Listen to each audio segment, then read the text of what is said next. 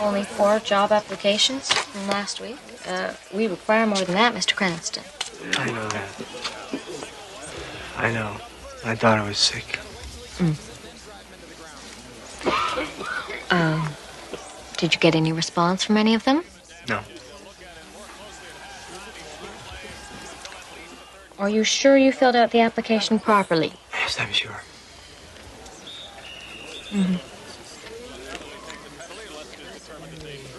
Maybe if you borrowed a nicer coat. Coat? No, it's not the clothes, it's the time. The longer I'm out of work, the harder it is to find someone to hire me. Perhaps you don't understand the purpose of this interview, Mr. Cranston. You know, this shelter has just lost its mortgage, and I have to determine people's eligibility so that I can transfer them. Ma'am, do not... Ma'am, don't you think I'm serious about trying to find work? Do you think I enjoy being broke and living here in this shelter with my family? I work with my hands. I build. I cannot build unless someone hires me. Do you understand? I think we've talked enough. I have other people to interview. Thank you, Mr. Cranston.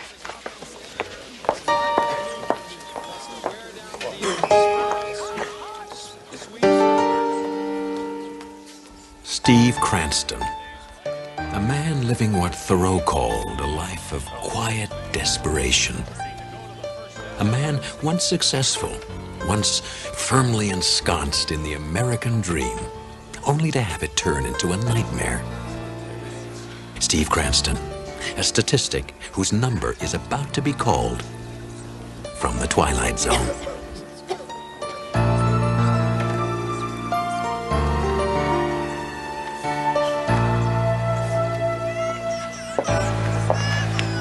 It's okay, Steve. Something's got to break for us. No, maybe it is my fault. Oh, you know better than that. You'll find a job soon. Soon is not going to cut it, Elaine. If I don't find something, we're going to be out in the street. You know they're closing this place down.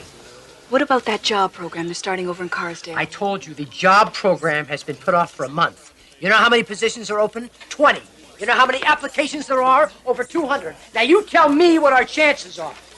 What are we gonna do? I don't know. I don't know.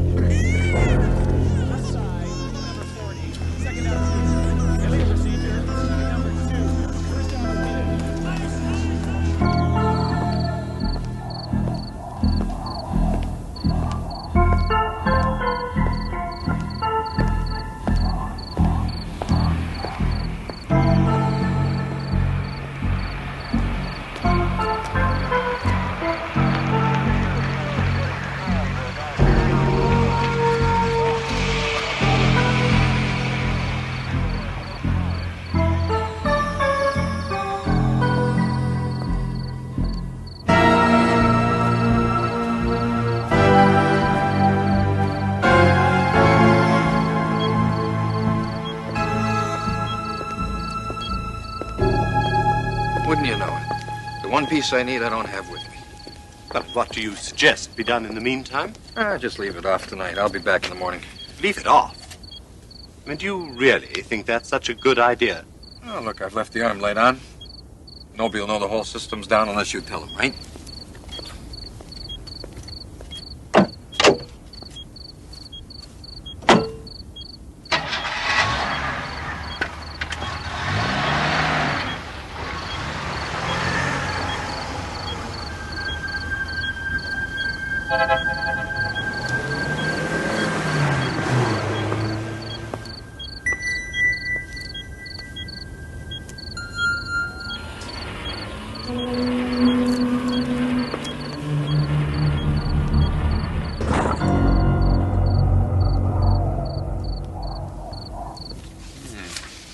Very nice. Very nice indeed. You'll notice the growth in the fourth quarter profits in... Yeah, I can see that. But I still want the audit pushed through. If there's any way we can cut back on expenses, salary, budget, personnel, do it. I have to tell you that there's going to be some opposition. They say they're down to the bone as it is. No. They're not down to the bone. You know how you can tell? They always start to yell when you've hit nerve, not bone. By the time you get to the bone, they've stopped complaining because they know they could be next. I'll do what I can. You do that.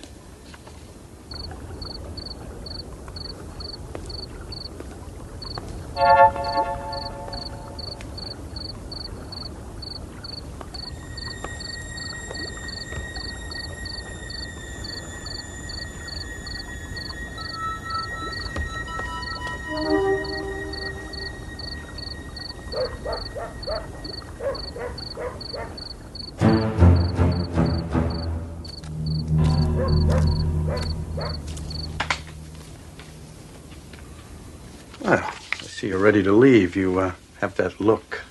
It is nearly 10 o'clock. So it is. I'll stop by tomorrow with the potential tax shelters that we discussed, and I urge you to move as quickly as possible to avoid the year-end rush. If it's tomorrow, it's going to have to be in the evening. I'd say around 8:30. 8:30. Something? Nothing. 8:30. Good night.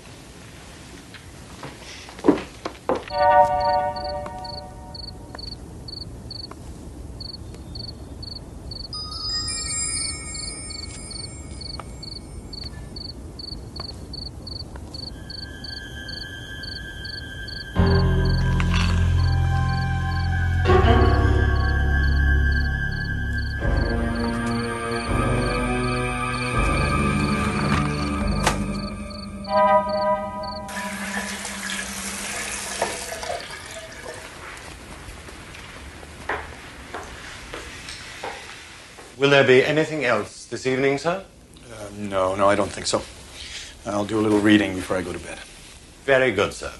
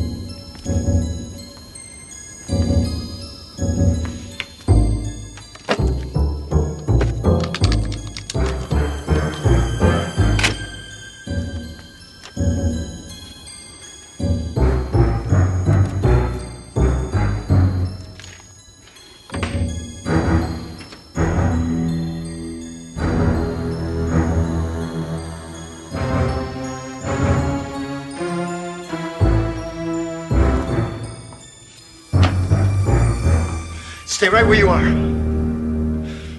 Oh, God. Mister, look, I made a mistake, okay? Don't do anything. I'll give you back. Don't move! Back up. You don't understand. Back up. What are you gonna do? I'm gonna use the phone and call the cops. That's what I'm gonna do. Back up! No, please don't call the police, mister. Let me explain something. I got a family! You should have thought of that before. Now, don't try anything. I'm not afraid to use this thing. No! Don't you call the cops. I have a family. I have a wife. I'm warning you. Don't you call!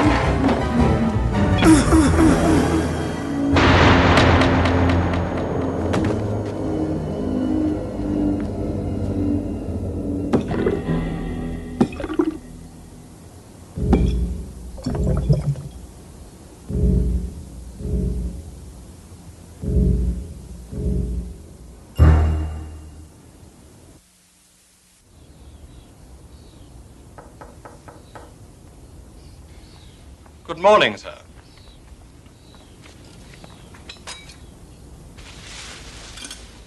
Who are you? What am I doing here? Just try to relax, sir. You received a rather nasty bump when you hit your head. But the doctor said you'd be all right if you rest. No, that's not right. I was shot. So you're confused, sir. You shot the other man, but the police took him away. What other man? What are you talking about? Mr. Perry, the doctor was most emphatic about your staying in bed.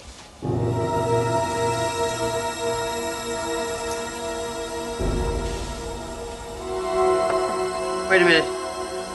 There's a picture here of Lana Taylor, the movie star, and I'm in it. What am I doing in this? Oh, well, as I recall, sir, you and she are romantically involved, I believe. No, wait. Who do you think I am? Frederick Perry, sir. No. No, that's wrong. That's totally wrong. Perhaps I'd better speak to the doctor again, sir.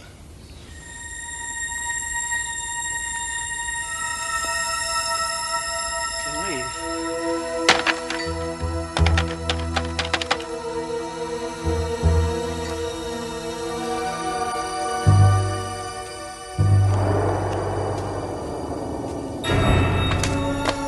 Shelter. Yes, good morning. Is Elaine Cranston there, please? I'm sorry, she's not here. No, I have to speak to her. It's urgent. I'm her... She's at Mercy Hospital. Seems her husband got shot last night.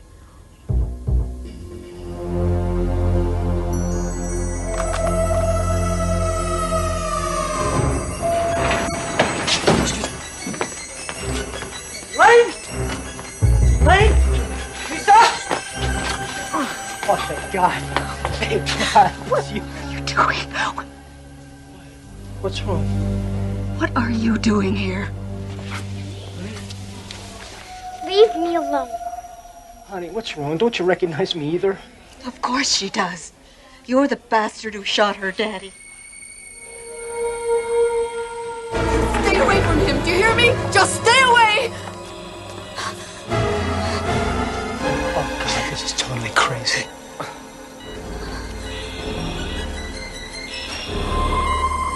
Just because he robbed you was no reason to try and kill him. No, you don't understand. He tried to kill me. He was desperate. We have no money, no place to go after tomorrow. You don't understand. Look, I got all the money we need, babe. I don't know how this... You may not... You can't buy your way out of this, Mr. Perry. Now get out of here. Now get out. Get out of here before I call the police. No, I'll drop the...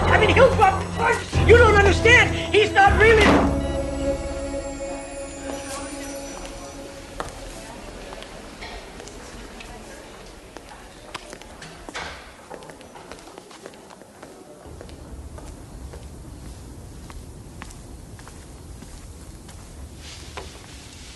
Here you are, sir. I hate lobster. I thought you loved lobster, sir. Things change. Too many things. I'm sorry. Tell the chef it's swell, I guess. Swell, sir?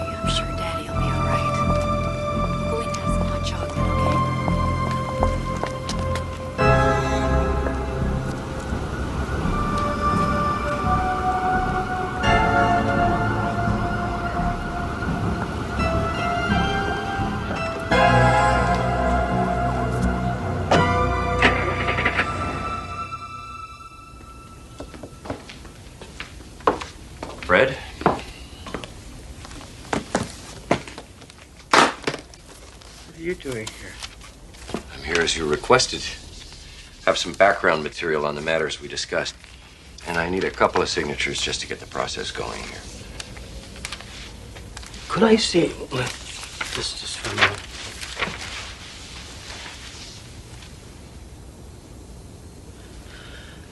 This is a lot of money. You should know. Needless to say, we have a number of options we can pursue here to get the best possible shelter for the money. Shelter. Let me ask you a question. How much money is this? I mean, if I put it all on a table in a great big pile, how much would it be? Well, accounting, stocks, real estate, long-term municipal certificates of deposit, a little over 40 million. Of course. And, of course, there's about 800,000 in cash and mutual funds. And I could spend that, right? Yeah, sure. You could. Do you know this place called the 8th Street Shelter? It's a place downtown for the homeless. Their mortgage is running out tomorrow, and I'd like to, To what? Not buy them out. Yeah, I would like to buy them out. I'd like to buy out their mortgage. I'd like to make sure they don't close down tomorrow. But, Fred, you can't just... Why not? It's my money, isn't it? But why? What's the reason? Never mind why. Just do it tomorrow morning. You sly fox. Something big's going to happen there, isn't it? And you want to be in on it. Let's just say the decision I make is going to affect an awful lot of people.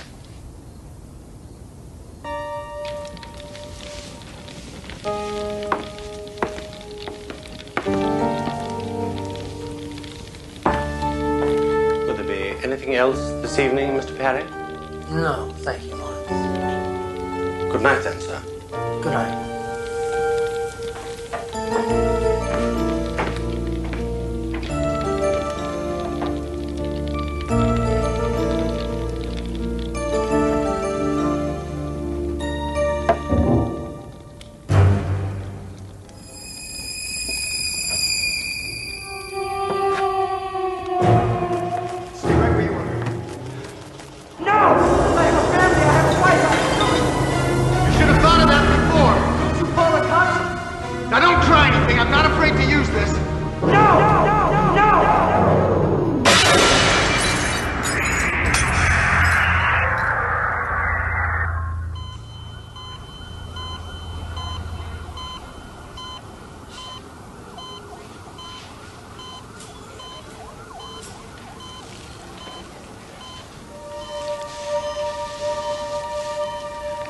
Elaine.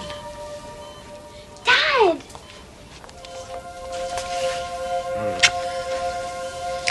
Steve. Thank God.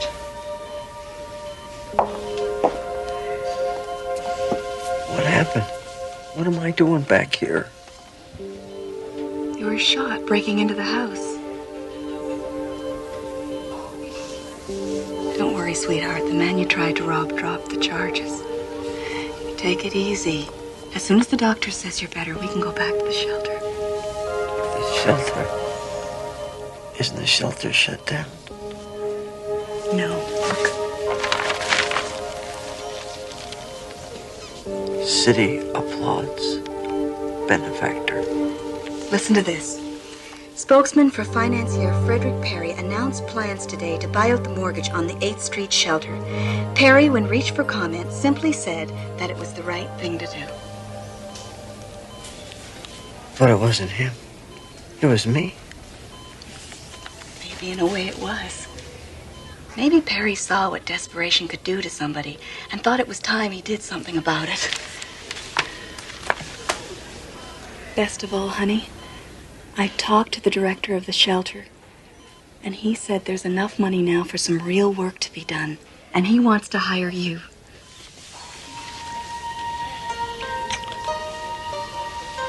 I was so afraid I was going to lose you. I'm just so glad that you're back. So am I. So am I. It has been a time of changes for Steve Cranston, and the hard times are by no means over. But perhaps now the decisions ahead will be a little easier to make. There are no easy answers here or in the Twilight Zone.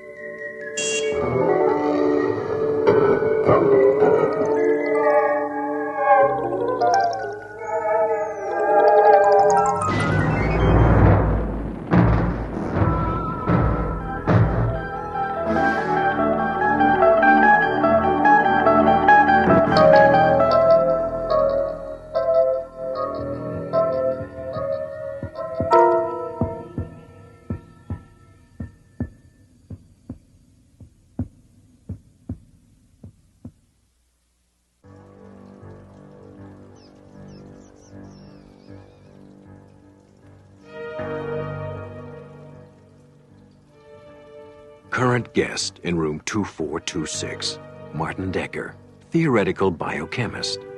Checked in for observation a week ago.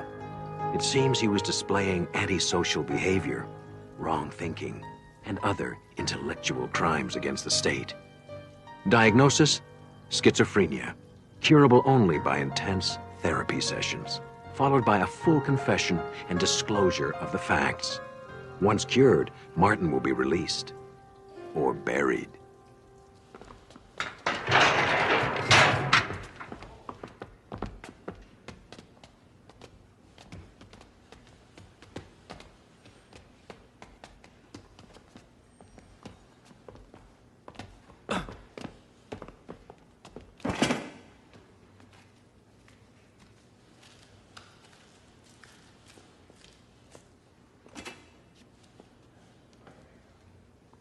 I have a feeling we'll be seeing a breakthrough in this therapy soon.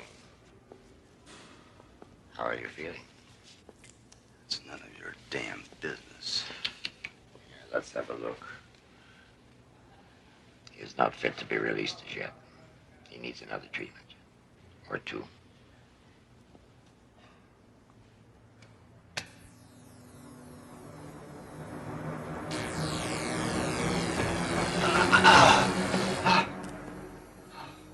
You could make things very simple by telling us where to find the notebooks. Notebooks? What notebooks? Oh, dear. We're going to have to start all over again.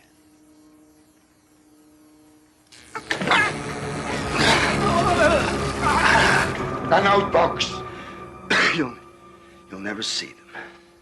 You're willing to suffer for a few sheets of paper, a few chicken scratches and ink. What is it anyway? It's only a new way to kill grasshoppers. You make a little modification here, a little adjustment there, and then you can annihilate millions of human beings. Then why did you do the research if you never intended to use it? I'm a scientist. You wouldn't understand this, but there are people who believe that ideas have an innate, intrinsic value. Oh, well, we believe that ideas have value. Values when applied to the service of the state. You see, until then, they're just worthless, abstract, theoretical equations. Come, Dr. Decker.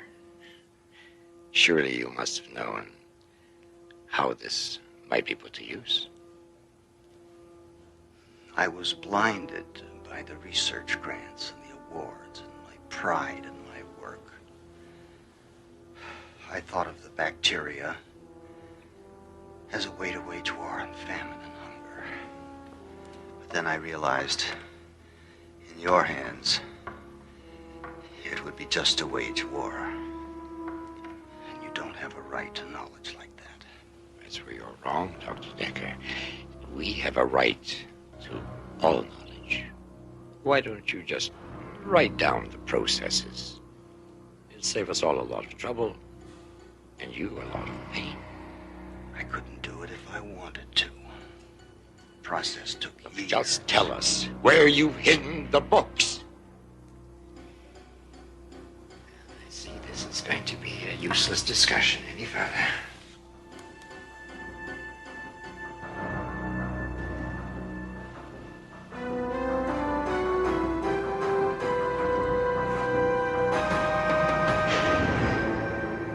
It's totally wrong.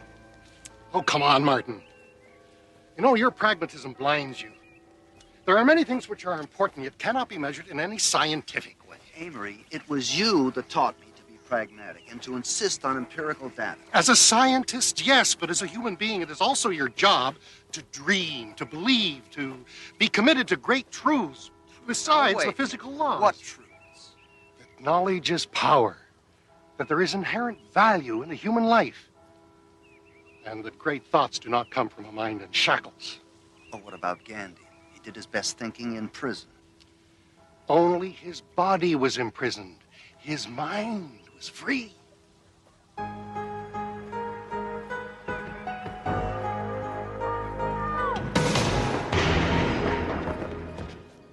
a playmate for you.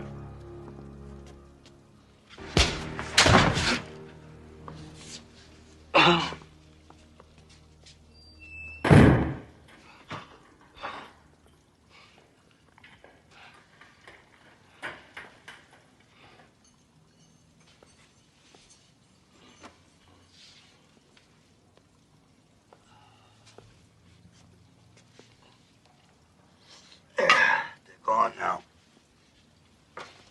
Thanks. It looks like you're gonna live.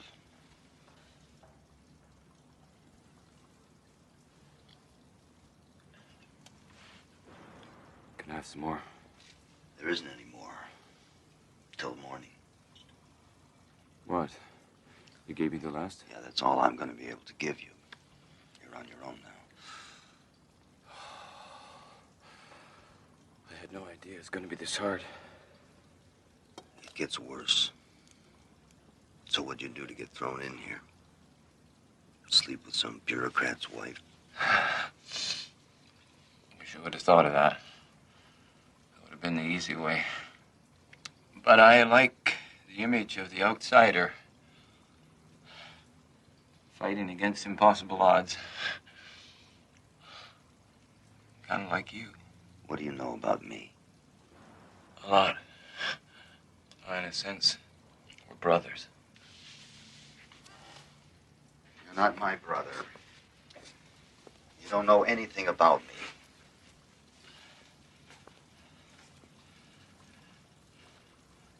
I know enough. Oh, really? I know about the notebooks.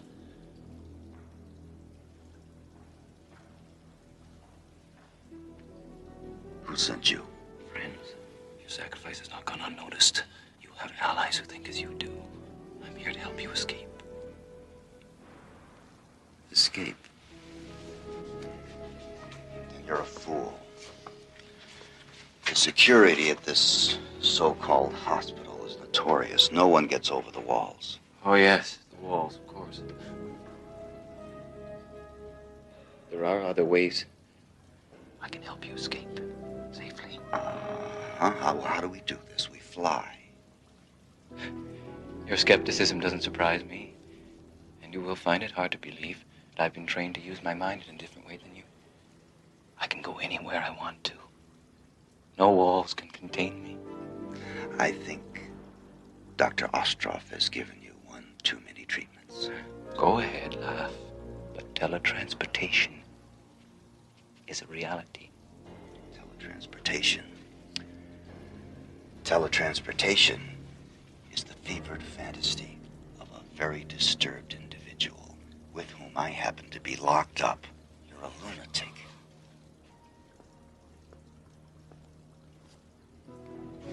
It does sound ridiculous, doesn't it? Yes, that sums it up very well. Is it so ridiculous to think that men can transport themselves with the powers of their minds when they already use a simple beam of light to carve holes in granite and knock satellites from the sky? Shining a beam of light from here to there is very different from teletransporting matter. Is it?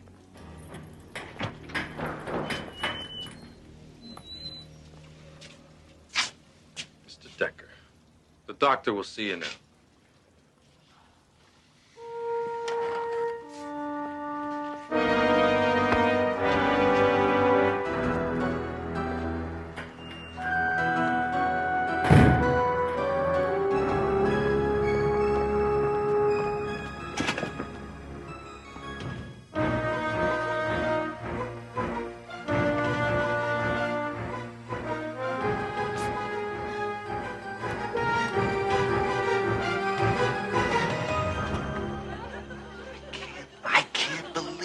here. See how simple it is?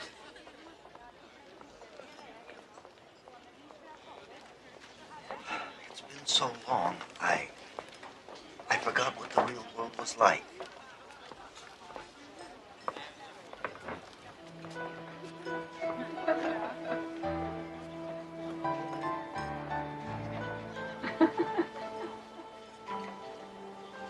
And all you had to do was believe. Really believe.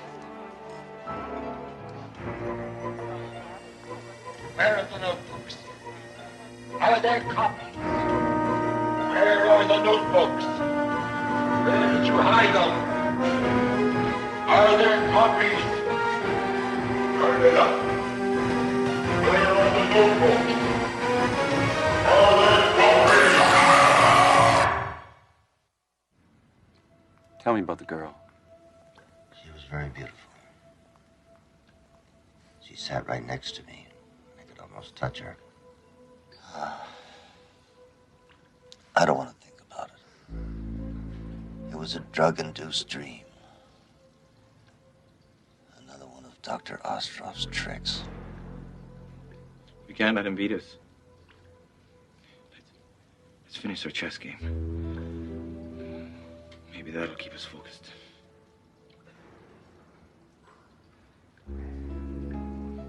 Bishop to queen 4. Bishop takes pawn. Bishop takes pawn, your move. A rook to king 7, check. Right. Good move. Let's see, king to knight. Knight. I can't. I just can't see the board anymore.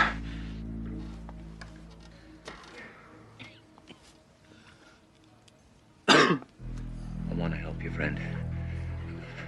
But I'm not sure I can hold out much longer.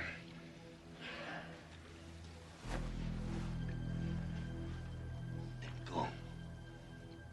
Go! If you can go take a walk on the beach or spend the night in some woman's arms, go! Leave me alone! I can't. I have a mission. Unless I get you out of here, I failed. You are not the only one with convictions, you know. Idiot. They've gotten to you. They're making you believe these damn dreams. They're illusions. Let them go. It's you they've gotten to. You've lost your faith, your imagination. I can get us out of here. Look. We can be free. Just answer me this. Why didn't you just appear here in the first place? Why were you physically thrown in here? For them. For the people who run this place. I knew you'd be hard to convince, and I knew I'd have to spend time here. But Martin, I can't do it alone. To get you out of here, I need your cooperation, faith, your belief. Just leave me alone. I don't want to share in your insanity.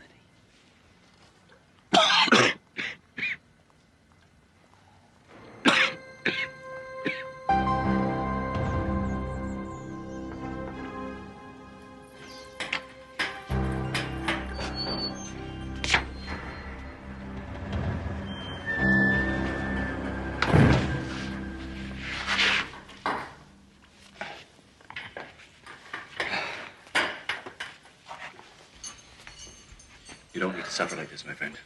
Oh, stop. Just listen. All it takes is belief. All right. Let's just say for a moment that I believe. How do you do it? How do you transcend matter? Like all great truths, it's profound yet simple. You believe with all of your being that you're in another place than you are. Just like that? Only if you truly believe.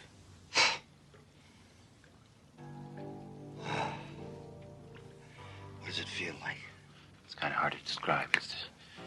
It's kind of, well, the closest thing I can think of, it's like falling asleep, feeling weightless. What if something goes wrong? At least you won't be here. I'll do anything to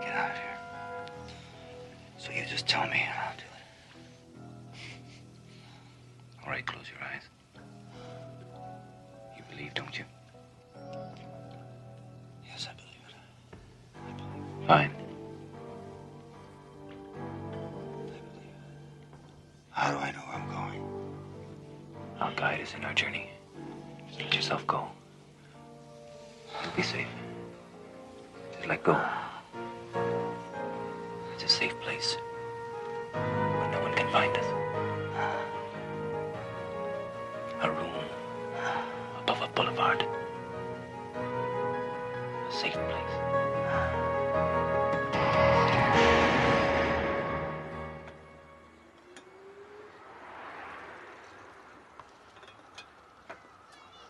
Tea?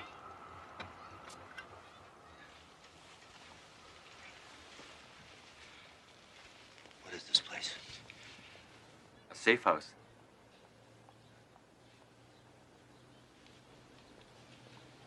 Please, you mustn't do that. We can't run the risk of your being seen from the street. There are more lives at stake than just yours. Come sit down. I'll have a cup of tea.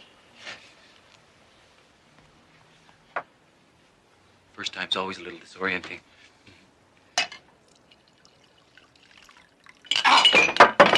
Why'd you do that? I just wanted to make sure that it wasn't a dream. You convinced? I can't believe we did it. We got out. But how was that possible? I have to understand the mechanics of this. It has to be some kind of biochemical energy exchange. How do you work it? You made it work. Yes, I did, didn't I? But how? In due time. Sit down. We have more important business. What could be more important than a scientific breakthrough like this? The notebooks. We've got to destroy them. Of course, I'll have to go and get them. No. That would be too risky. It's broad daylight out there. Well, I'll wait until nightfall. No, it can't wait. Tell me where they are and I'll get them. No, it's too important to trust anybody with. Besides, what if somebody sees you? Ah, me, I'm nobody. I'm a mere flea on the back of the system. But you're known. You're a real threat. By now, your picture's been circulated. Every cop in the corner knows who you are. All right. All right, give me a pencil. You have to go to the university. And you go to this room in the biochemistry building. And behind the lectern in the wall is a false panel, and the notebook is there.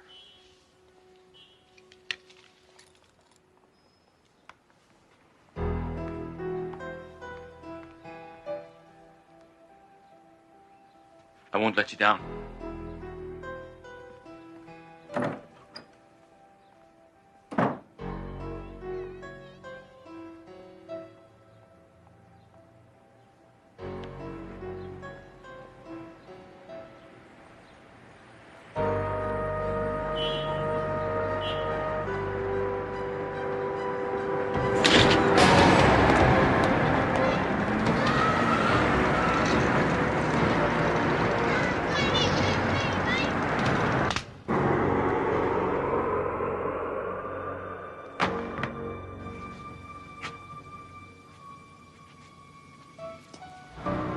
Good work. It was hardly a challenge. These idealists are always such dreamers.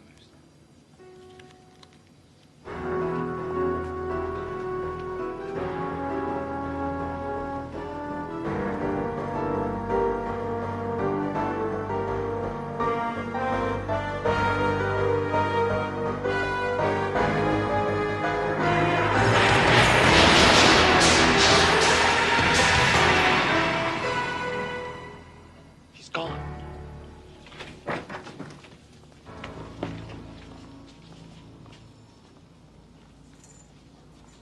There's no sight of him. Close all the exits. You understand that if he's not found, you will be held fully responsible. But it was just a trick. I couldn't have actually done it.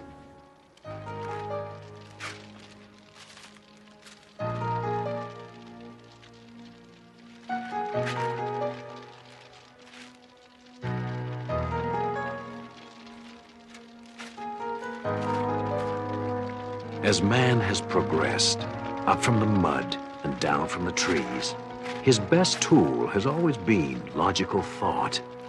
That tool has taken us in a grand arc, from the first flint against steel to the apocalypse of colliding atoms. What Martin Decker, man of science, has learned is that every once in a while, we must step out of the confines of logic and take a leap of faith into the Twilight Zone.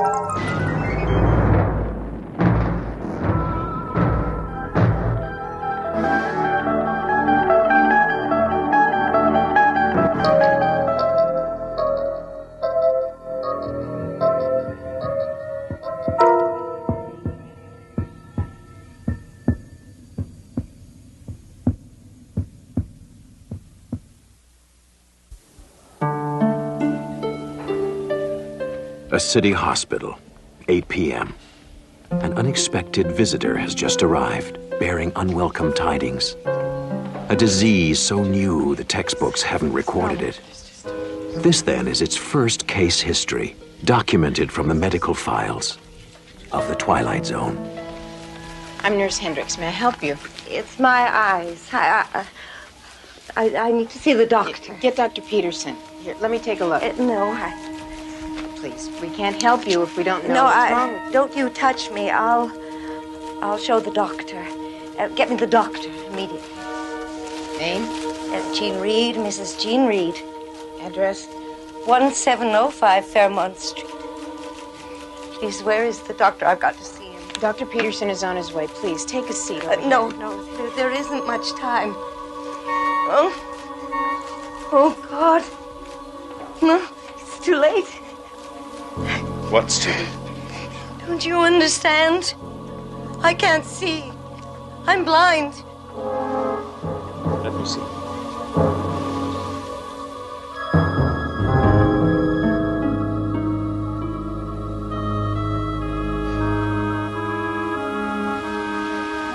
Come with us, please.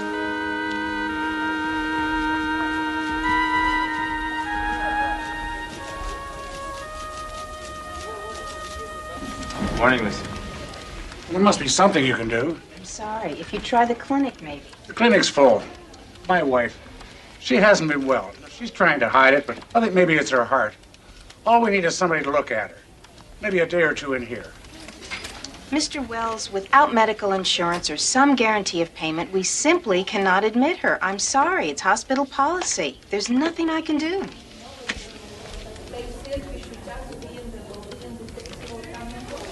Must be her. What kind of a hospital is this? Aren't you supposed to look after sick people?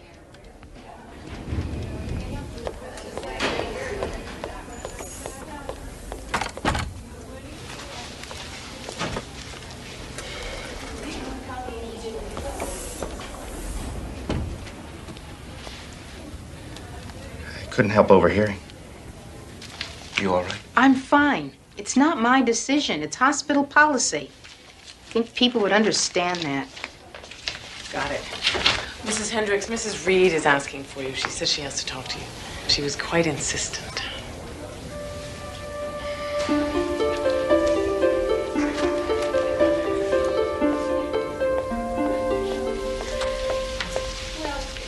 You wanted to see me, Mrs. Reed? Yes. Hello. Won't you sit down, please? I have a great deal of work to do, Mrs. Reed. I have something to tell you. Sit down, please. Dr. Robbins. Calling Dr. Robbins. Mrs. Hendricks, we're alike, I think. You and I. Mrs. Reed, I don't even know you, and I don't think you know me. No, but I sense that we're alike. We are two of a kind. Mrs. Reed, shouldn't you be sleeping? You're changing the subject, of course. I know because I used to do the same thing. It's easier, isn't it? Prescribe a pill, suggest a nap, anything so you don't have to think about a person or talk to them. Am I right? Sleep is the best thing for you. Dr. Friedman will be in at 9. He's our chief of staff and one of the finest eye specialists in the country. You'll feel much better after he talks to you. Oh, I feel all right now, Mrs. Hendricks. It's you I'm worried about. It's very kind of you. Now get some rest. Look, I don't care what your figures show. My phone bill is wrong. Yes. No, it's not. It's $50 higher than it should be. Well, computers make mistakes. No, I don't want to hold.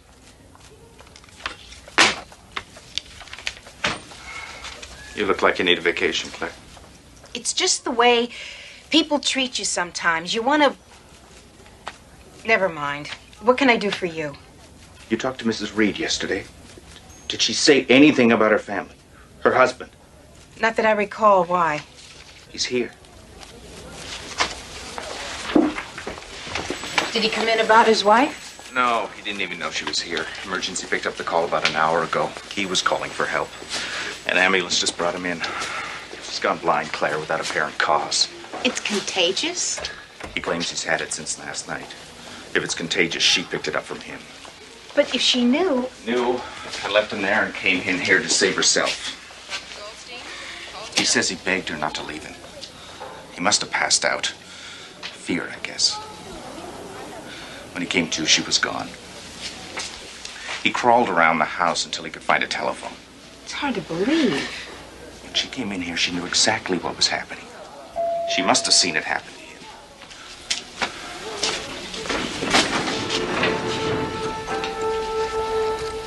Mr. Reed? It's Dr. Peterson. Do you have any news? What's causing this? I'm afraid we don't know yet. Then leave me alone. Mr. Reed, I'm Nurse Hendricks. Would you like to be in a room with your wife? We can arrange it. I wouldn't share her air if it was the last oxygen on this planet. Do you have any idea what it's like to wake up blind, alone, calling for someone over and over who isn't there, realizing that you've been abandoned? I don't want to talk to her, or to you, or to anyone until somebody can tell me they found a cure. Leave me alone. I don't care what happens to her. Don't you understand? I don't care. There you are. You both better come downstairs. All hell's breaking loose.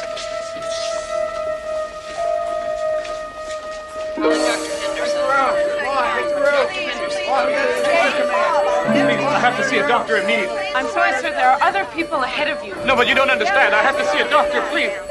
Who's in charge here? This is an emergency. Wait your turn. You're just the same as everybody else here. Who do you think you are? Go to the end of the I line. can't see anything, please. Wait your turn. Go to the end of the line. Come and help me, please. Get to the end of the line. I can't see. I'm right here. It's all right. I was at work. I'm not really sure what happened. All right, we'll take care of you. Blind, Claire. You're all blind. Stone blind, we used to call it, but blindness is not new. This growth, this ocular window shade is utterly beyond my experience. I've been informed that the Center for Disease Control in Atlanta has put out a full alert, and that the Surgeon General has convened an emergency meeting in Washington with some of our top physicians. Any delay in responding to this could cost us dearly. Agreed. Is there any clue to the origin of the disease? I've had Dr. Gordon in constant touch with Atlanta on that very subject. He went home for a fast shower and change of clothes. He should have been back by now. Dr. Gordon came in an hour ago. He's blind. My God. We've had reports of an estimated 500 cases in New York City. Los Angeles is running about the same. Seems we have an epidemic on our hands. What about the press? Not being very helpful, are they? From some of the reports I've read, unless we find something constructive to say soon, we'll have a full-blown panic on our hands. People are scared. There must be something we can do. There is, and we are. But this is the difficult part. Waiting for someone to come up with a cause. Once we have that, we can proceed. Until then, all we can do is keep running tests and wait. When did you last get some sleep? I don't know. Then go home. Get some rest. Consider that an order. You too, Eddie. I need my staff alert and clear-headed. Understand? All right, but I'll be back for my regular shift tonight. Ditto.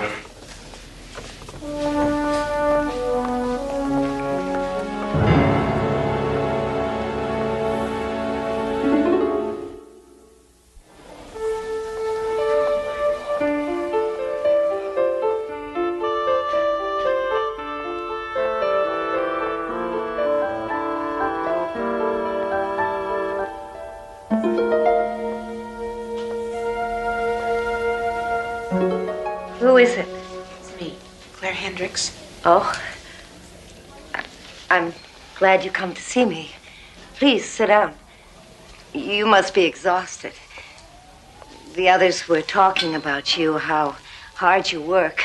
They call you a dedicated woman. Is that what they call me? Dedicated? Yes, they used to call me that, too. I was very businesslike. Nothing bothered me. Why did you come to visit me? I don't know. I was on my way home. Dr. Henderson. Yes. Normally you don't visit much, do you? The other nurses mentioned that, too. Is it because you sense it, too? That we're two of a kind, you and I? I should let you get some sleep. Look, I know what's happening to us. I know how it's happening, and I know why it's happening. Would you like to hear, Claire? Yes. It's because we're monkeys. Remember, see no evil, speak no evil, hear no evil. We used to be courteous, didn't we? We used to care. We used to rise up in outrage if someone was in pain or abused or unsheltered. But now, don't you see? We've cut ourselves off from so much. We refuse to see what's going on around us. We turn a blind eye to the pain. Now it's catching up with us. Now it truly is a blind eye. That's preposterous. Is it? I heard your husband went blind first, and you abandoned him. Is that true? He just gotten a call that his mother died. They weren't very close. When he heard, it was like someone discussing the weather. That's when he became a monkey. And I ran. Yes, I ran to save myself. Now I'm a monkey, too. This new growth is irritated and inflamed. The ocular muscles are functioning normally, though, which leads us to believe the eye itself is undamaged, though shuttered away beneath a curtain of flesh. There is a chance that surgery can remove this flesh curtain without injuring the eye, but we won't know for certain until we try it. There's still no news from Atlanta on possible causes? They may have a theory, but they're being pretty tight-lipped about it until they can confirm. They estimate that at the present rate, the number of those afflicted could reach 100,000 by week's end. What about the issue of quarantine? I can confirm that it's being discussed, but that's all. Because there's always a chance that it may not be a disease at all, but some sort of latent mutation triggered by some change in the environment. What's got 100 arms, 100 legs, 50 heads, and no eyes? the south wing of the hospital. Could I have your attention? I have just received a fax from Washington. At 1700 hours on the 10th of April, that would be only hours before the first case was discovered, an explosion was reported at a top-secret biological research lab in Alaska. It is presumed that certain unstable forms of bacteria may have been released into the atmosphere. It is estimated that their effects could be unpredictable. It is fairly certain that the bacteria released cannot survive long outside the laboratory.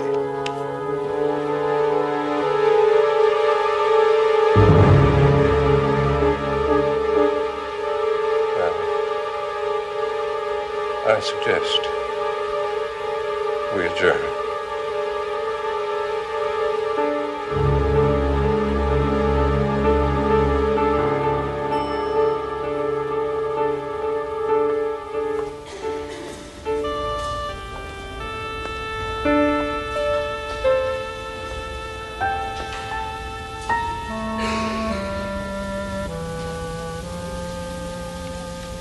Claire, Hello, Eddie. I thought you were going home.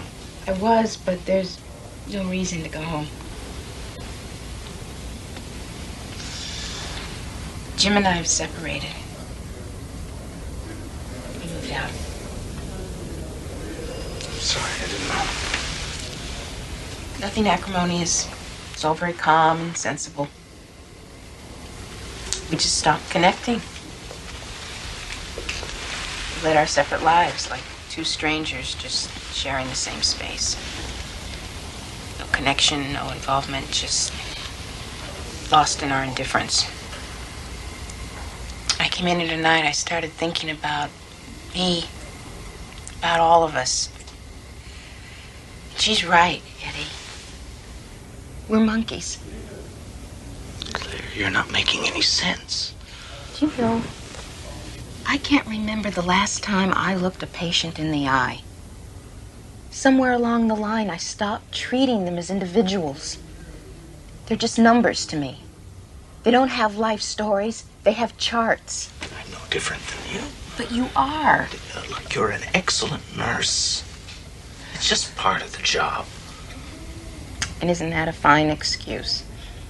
Isn't that a comfortable bandage on our diminished humanity? The phone company overcharges us. There's nothing they can do about it. We turn sick people away because they don't have the right insurance. It's just part of the job. So we lie to ourselves and cut ourselves off further and further because there's so much pain in the world. Claire, you were in the meeting with us. You heard the reports from Washington just as I did. We know what the cause is now, without a shadow of a doubt. If you keep chasing this around and around in your head, you're just... There's something happening, Eddie. That report doesn't explain why only some people are susceptible and some aren't. What does it say in the Bible? If thine eye offend thee, pluck it out. Stop it. You're upset. This has all been a terrible strain on all of us. What you need to do is go home. Get some sleep.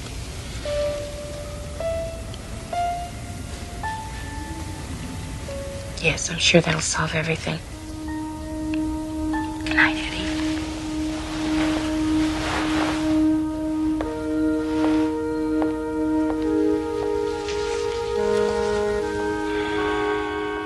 Oh, God. Oh. Oh, my. Help me. Somebody. Help. Claire, it's okay. Oh. It's okay, I'm here. Claire, it's me. I'm blind, Eddie. I'm blind. Steve.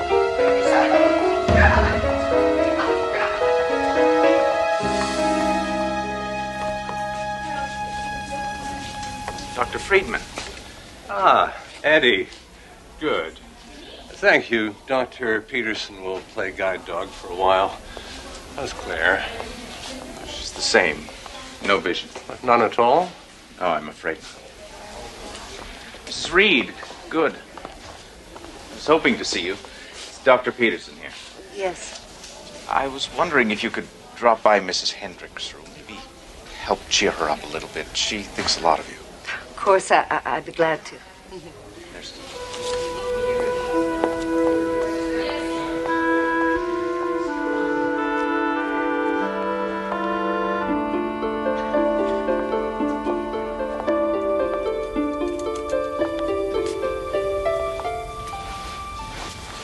Mrs. Hendricks? It's me, Jean. Can I visit for a while? Of course. Well, isn't it exciting? We're going to see you again. Operation works. 20 out of 20 successful in L.A.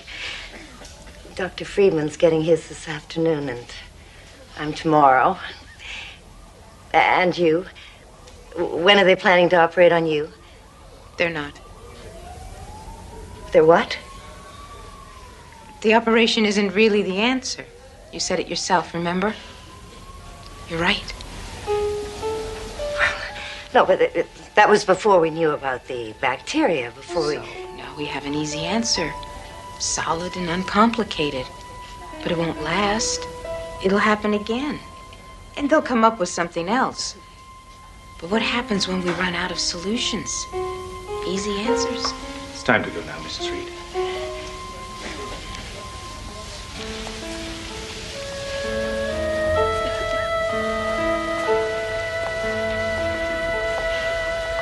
Wait, Dr. Peterson. Aren't they going to operate on Mrs. Hendricks? No. An operation isn't the answer in her case. Well, then how will she ever see again? She'll see again, Mrs. Reed. It'll just take her a little longer.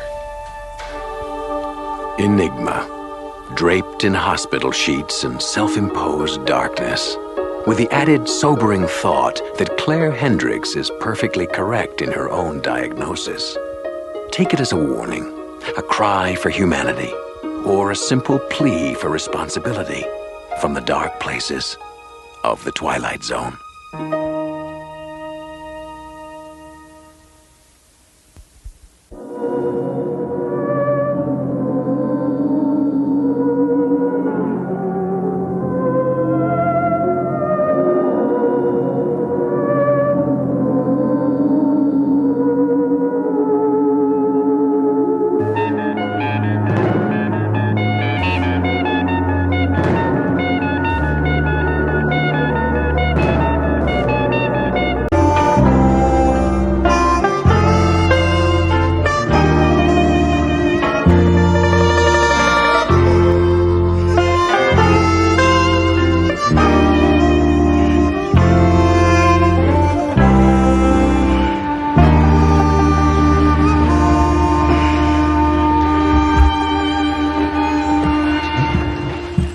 Still here? I'll come back and get my things after my shift. Yeah, well, you just might find them in the front yard. You want breakfast? Well, I was gonna go up and eat at the cafe. No, you don't. Now, you can go and tell Les and Bobby and Charlie that I threw you out. But I ain't gonna have you going to work eating cafe breakfast here. Thank you.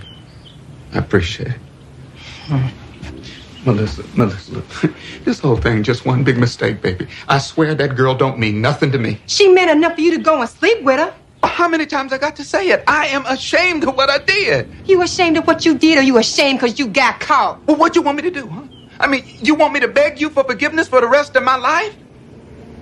How the hell you want your eggs?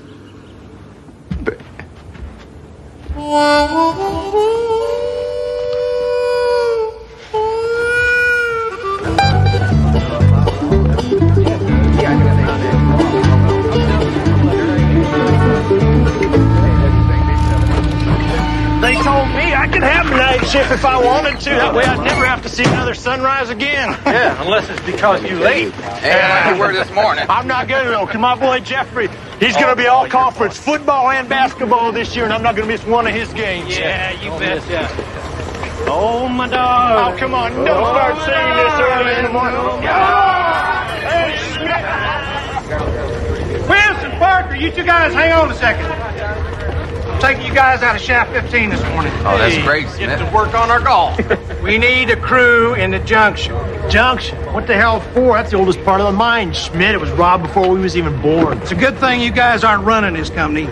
We had a geophysical team from the university down here last month, and they say there's several $1 million worth of coal in those branches. Gasification? Yeah, coal gasification. Got a pilot plant over in Charleston starting up to do just that. Get to it, boys. Take that coal out, and then they squish it all together, you see, and they make gas. Now, you're making yourself enough gas, you see, and the next time they raise them oil prices, you can just tell those fellas to go kiss your sweet patootie. We're not going to listen to this all morning, Yeah, gasification ain't important. It's high school football. That's what you say you read. I don't know about that. Best that article tell you this part of the mine's about 100 years old? Well, maybe it did, maybe it didn't. Charlie? Maybe it's not too late to change shifts. 13C. 13D, that ain't right. What's the matter, Charlie? Something wrong? Well, that last turn should have put us in pillar 11. This says 13. Well, maybe somebody changed the numbers when they closed the junction. No, more likely we took a serious wrong turn back there. Les, Bobby, you track back to the shaft and get old Schmidt on the phone. Okay. Hey, Charlie, if we're not back by noon, you start without us. Get out of here. See you around, Bill. We could be digging down here for the rest of our lives, Joe. Why worry? You're not going anywhere, John.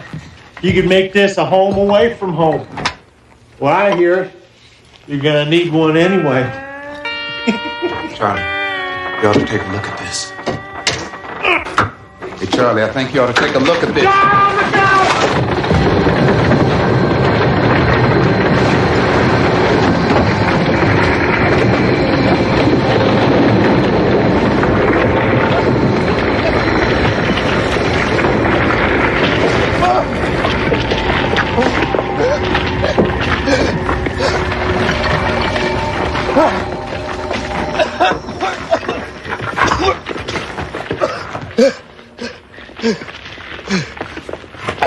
Charlie!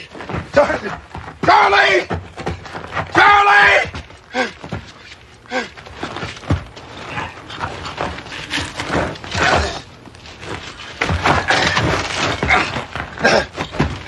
Charlie! Charlie!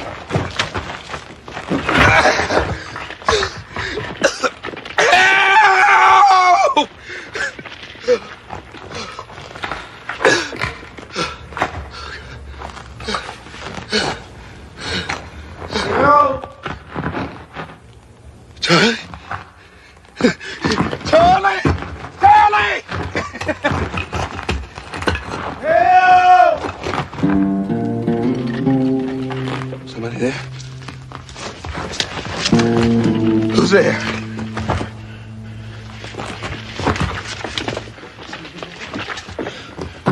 Somebody there? Yeah! I think I can use a hand. Who's there?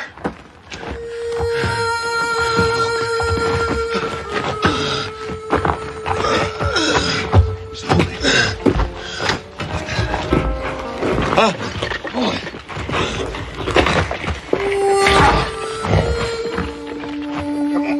Just close your eyes. Come on. Sit on up here. Thanks. No problem, Dave. I like to broke my leg. Yeah, let me take a look at it. Don't touch me. Come on, let me take a look at it. Yeah. Now look, I think it is broken. I'm gonna make you a splint. You ready? What's that? What? On your wrist. That's a wristwatch. Hey, come on, man. I need that. Now, you ready? Yeah. All right, hold on. Just hold it. Yeah. When you're done, you turn out the fire. Huh? Turn out the lamp. Start an explosion. This ain't gonna cause no explosion. I'm just hoping that the batteries will hold out. Now, you hold this for me. Right there. No heat. Hey, come on, man. Right there. What are you doing? That's our light. I've never seen a lantern like this before. Yeah, well, you can pick one up at any hardware store. Costs you about $150. $150. That's 3 months' pay. Did you say $150 is 3 months' pay? Uh-huh. Hey, they're still up there. They gotta be looking for us. Yeah. Hey, somebody! Help! We're down here! We're here! Hey, you think they're still looking for us? They always do. Yeah, well, it sounds like you've been through a few of these.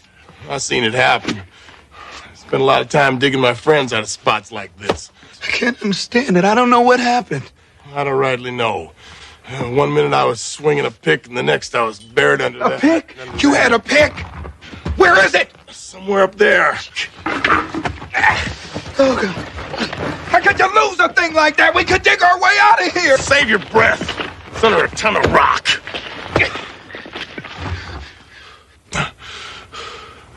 I don't believe I know you. I didn't know we had colored working in the mine. Yeah, well, we're all over the place, buddy.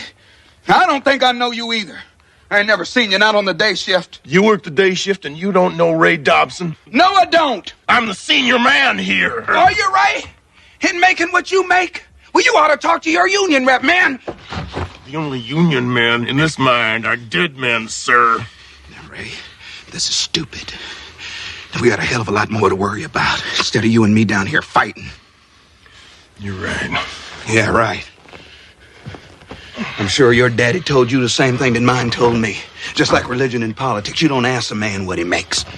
I wouldn't know. My pappy died when I was born.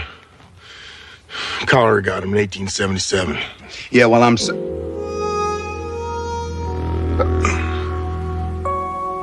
Did you say 1877? I did. Yeah, well, Ray, that makes you about 109 years old, buddy. On my last birthday, I was 35. Now, come on, Ray! I wasn't that good in math, but I do know that if you was born in 1877 and you just turned 35, well, that just brings you up to 1912. That's right. September 16th, 1912. Oh.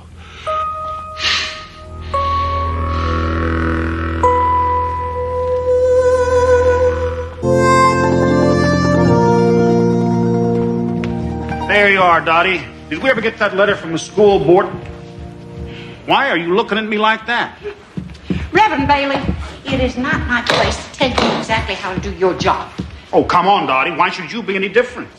I thought you were going to deliver this letter to Melissa Parker yesterday. Well, I was going to do just that, Dottie, when Mrs. Ritter's husband called about her stroke. I had to spend the rest of the day at the hospital with the poor woman. Oh, I understand. I understand. Dottie, this thing's been sitting here how long? 60-some years?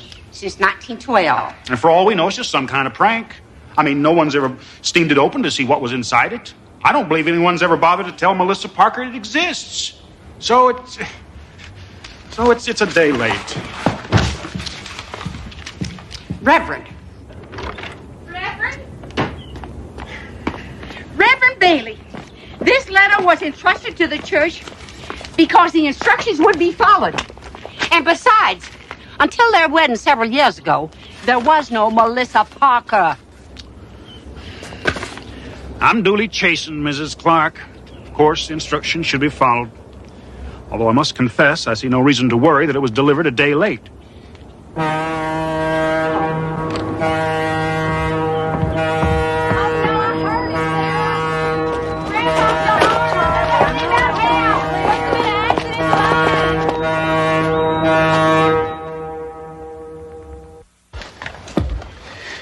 Yeah, that might work. Oh.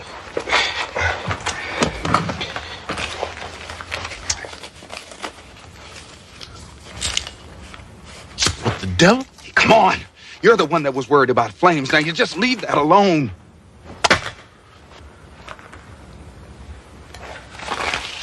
What's this? Well, the last time I checked, that was a $5 bill. Oh, yeah?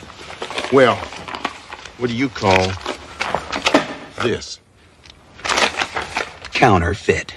This is a perfectly good silver certificate. Are we going to sit here and talk about this, or are we going to try and dig our way out of here? You can dig till doomsday if you want, and you still won't get 5 feet from where you're standing. Besides, you're using air. Why don't you sit down and rest, save your strength? Somebody's coming. Trust in the Lord. The Lord helps those who helps themselves. I don't like this. Maybe I ought to be dead. Maybe I'm already dead. Then what does that make me? You're another ghost. Yeah. There's been a lot of cave-ins down here. Well, maybe you died in 1912. Well, maybe you're the devil himself.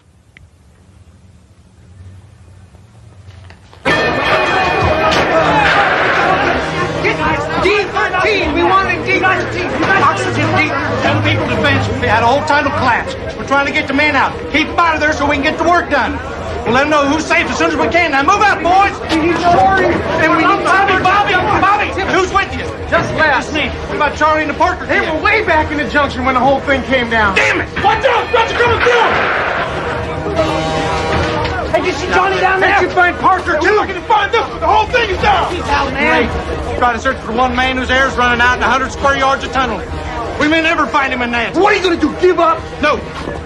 We got a few tricks. First, Tyler, get the rescue team over to the junction. Bobby will show you the way. Les, pull that crew out of Shaft 6. Get them over to the junction from the other side. Have them get some picks and shovels. Okay. That's the only way. Okay. Come on, you guys. Let's move, people. Ray, this air's getting stale. Tastes like coal. You gotta take it easy. Stretch out to supply it. Yeah, well, can we talk at least? Can't talk, you might as well die. Yeah. Anyway, I was seeing Abby Carter at the time. She had this sister, Sarah, a twin. They was always pulling the switch on me. Just so happened they pulled it the very night I was going to propose to Abby. I guess I was so nervous I couldn't tell the difference. I went right ahead and proposed to Sarah, who said yes. Abby was so mad at me she wouldn't talk to me for weeks. Which one is that? Is that Abby or Sarah? It's Sarah, of course. She's the one that said yes. Ray, she looks like a good woman to me. You married, John? Yeah. I've been married several years. Her name's Melissa. She was my high school sweetheart. Sarah and I have been married 5 years. Yeah, well, 5 happy years, I hope. Oh, we had our ups and downs. Yeah, well, right now I'm having one of my downs. I've been making mistakes. Mistakes I'll be paying for the rest of my life. My mama used to say every night when the sun went down, it was the death of the sky. But at dawn, it's reborn.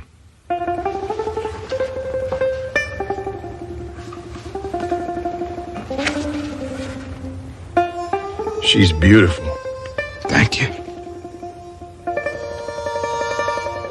There's color in this picture.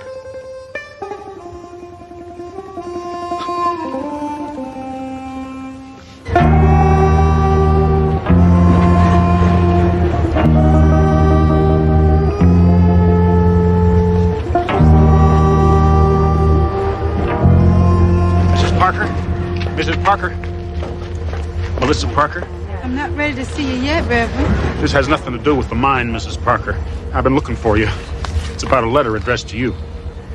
I don't understand. It's old. 74 years old, to be exact. What is this? No one knows. But you're Melissa Parker, as it says. I was supposed to deliver this letter to you yesterday so you could open it. Go ahead.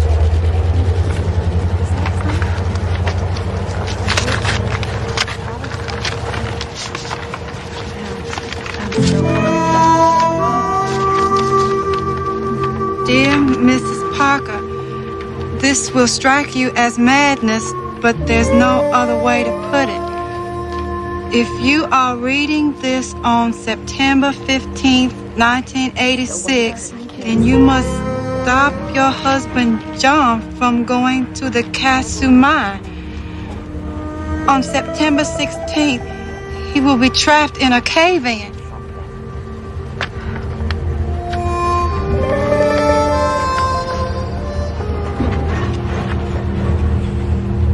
I don't want excuses. I want equipment, and I want it here right now. Melissa's on her way in here, and she's got the Reverend with her. That guy works fast. What about the vent shafts, Dutch? Can't we check those? Junction's an old dig, Bobby. They didn't drop as many vent shafts as we do now. Yeah. We're just going to have to face facts. Our chances of finding Parker are non-existent. I'm sorry, Please, Melissa. listen to this. John Parker is trapped in a junction in a tunnel opened September 2nd, 1912. Approximately 25 yards north of Pillar 11. Let me see that. Where'd this thing come from? It's been in a safe at my church for some 70 years. Reverend Watts showed it to me when I took over. Good God, Reverend, I can't pull my crews out of shaft 12 right now. You don't just pick up and move a crew like that on some goofball idea. Parker's dying down there. Do it. Do what the letter says. Melissa, I'm Look, you're the one that sent him down there.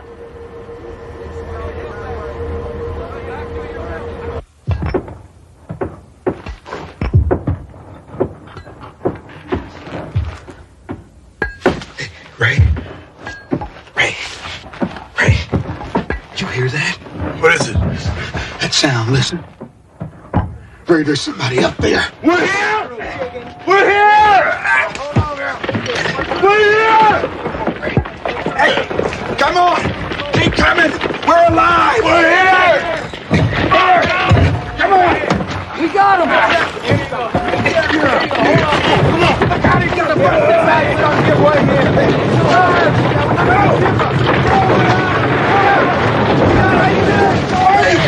I'm down here!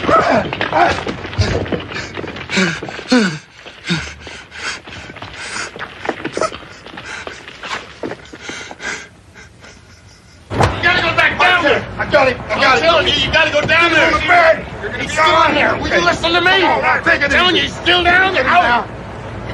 What's he talking about? He's the only one missing. Too much dust, I suppose, makes him see things. Oh, Ray, you're safe, thank God. Oh, God.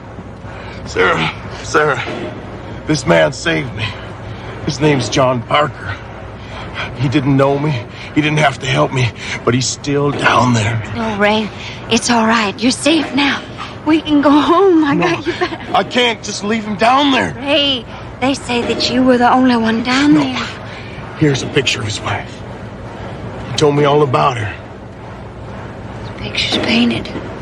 I know this sounds crazy, honey, but this man's from the future.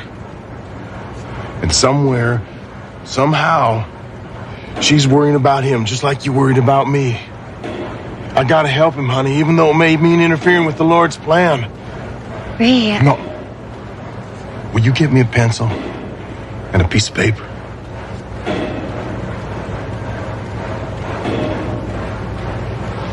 I don't understand any of this, but I love you. And I will help you. Your husband saved my life, Mrs. Parker. And if you believe that a man facing death thinks only of those things that are important and true, you should know that John was thinking of you. He's too good a man to spend his life begging forgiveness. Sincerely, Ray Dobson. Hey, this guy'll do anything to get out of work for a day. We had to beat him up a little bit, but we got him. Oh, done real good! Bobby, great mate. It's okay, Melissa. I'm all right. Melissa. I'm sorry. I'm so... Let's go home.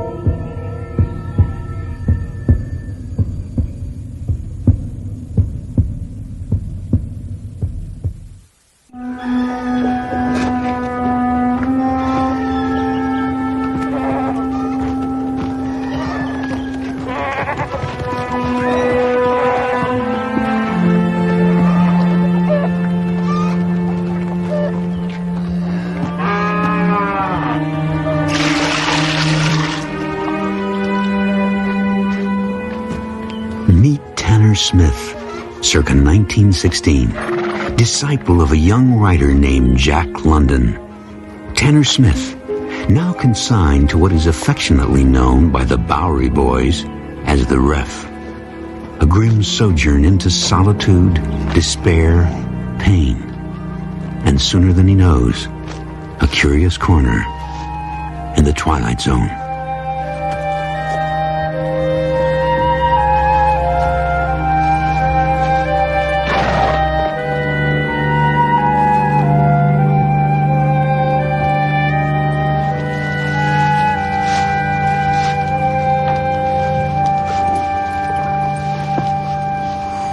I've been watching you. I know. You gonna tell your father? Why would I do that? I wouldn't want to get you into trouble. It'd be worth it. You're so pretty. Does your hair always shine like that? Almost always. I saw you go into the library. I like to read. Well, so do I. Books about wolves. You better go. I wouldn't want you punished. But I want to see you again. Talk to you. I don't think that would be wise. I'm not wise. I'm just hungry for someone. I'm Tanner. Tanner Smith. I've got to go. Oh, wait. Well, can I see you again? Please? We'll have to be careful.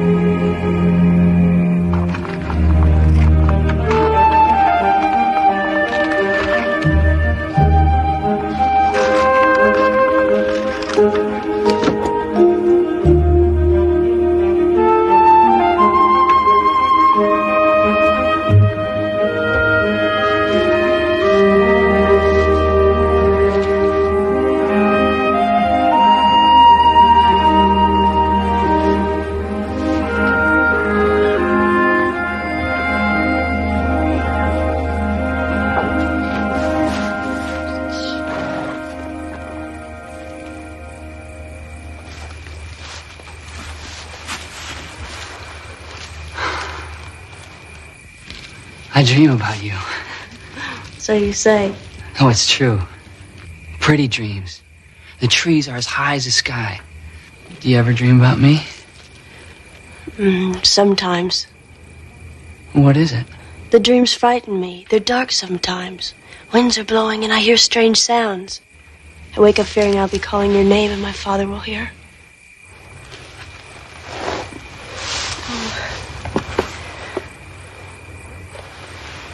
I have another book for you, Tanner. Another Jack London. I know how you like stories about wolves. Oh, a wolf mates for life, Amy. Did you know that? For all his life, he'll never know another. I have something for you, too.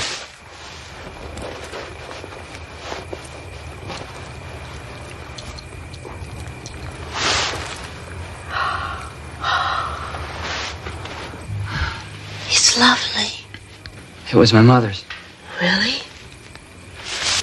No. That ain't true. I don't want to lie to you, Amy. I don't ever want to lie. Then where'd you get it? I picked it off a drunk in Chatham Square. But I never hurt no one, Amy. You gotta believe that. I'm sure I had a real gift for picking pockets, but it was just a way of surviving. I had to do it. It's just a way on the streets. You understand? I don't care about all that. I know what you really are. I love you, Tanner. My sweet, gentle Tanner.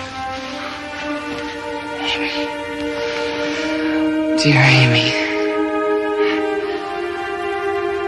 Kiss me, Tanner. Kiss me.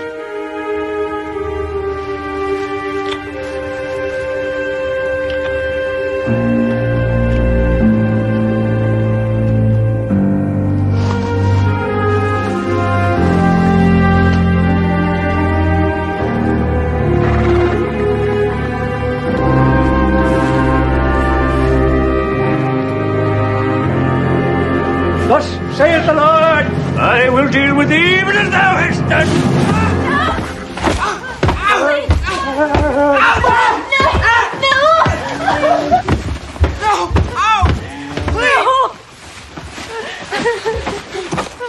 Just like him, Mother. In the hay, at dusk, with any filthy scamp that winks an eye.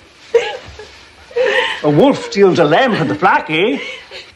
Well, my young sir, to me belongeth vengeance and restitution. I have warned you time and time again to stay away from the scum in this place. They are animals, beasts, to be caged away from the decent people of this world. I have taught you the scriptures, girl. I have prayed that you'd live by them. And I will not have my flesh betray their righteousness. I hate you. And if you should choose to disobey me again and crawl to him in the night, I'll know it. And I will see to it that he's found dead in some dark hallway. No!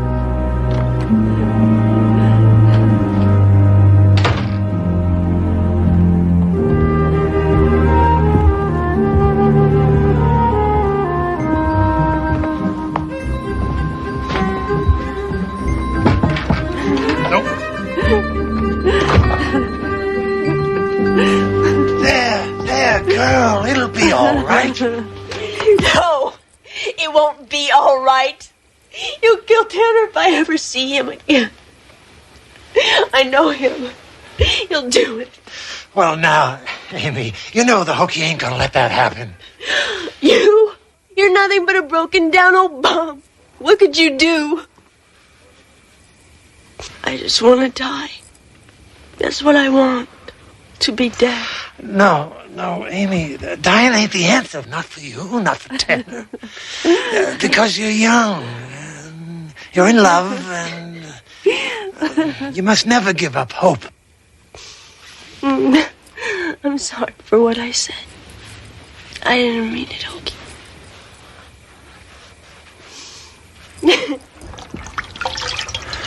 Oh.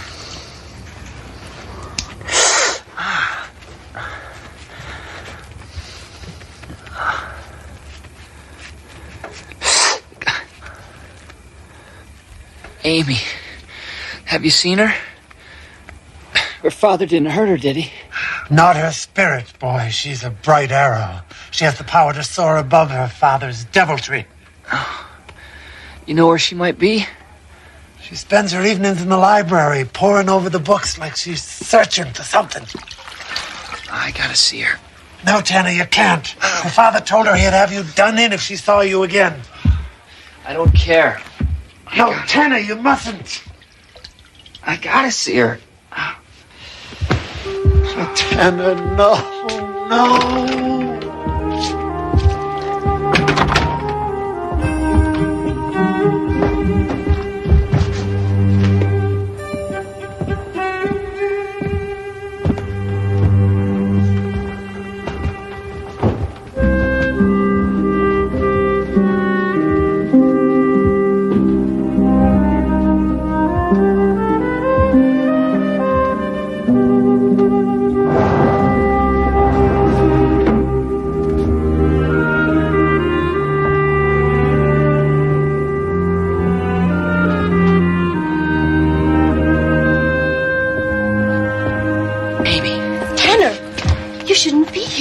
My father. I know, the Hokey told me.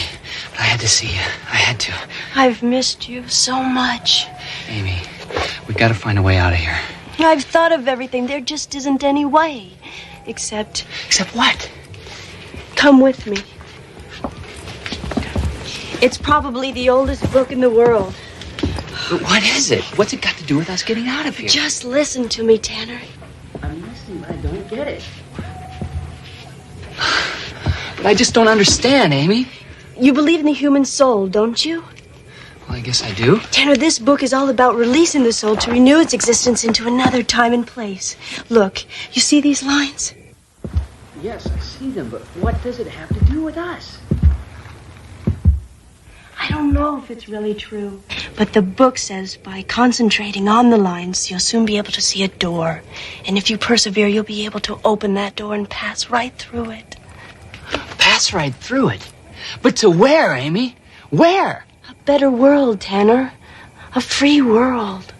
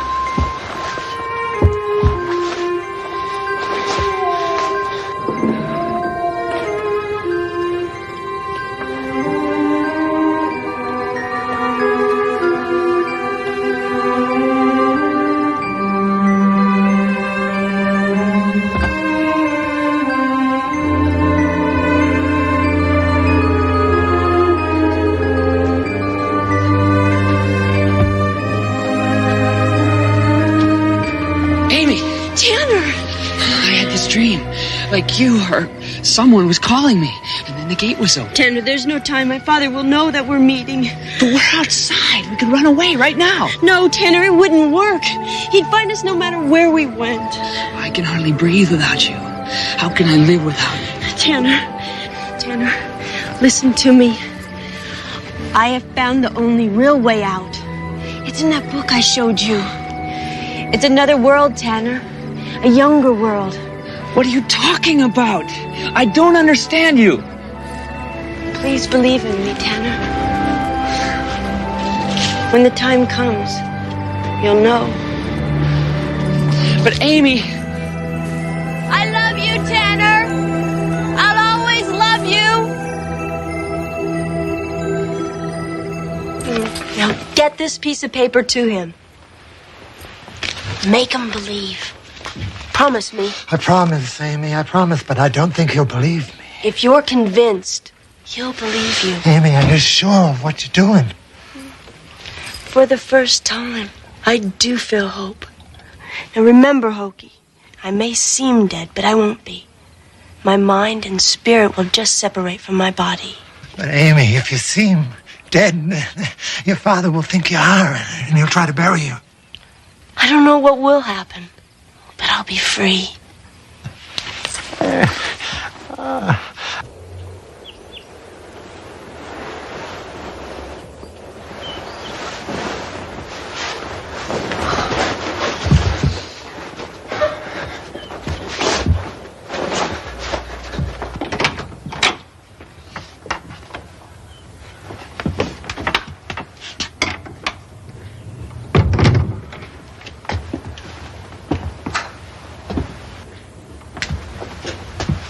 Amy. Amy, wake up.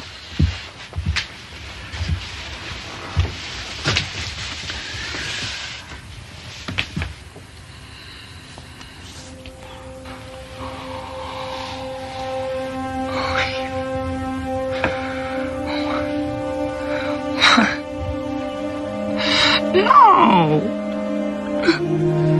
Why would you leave me? Why?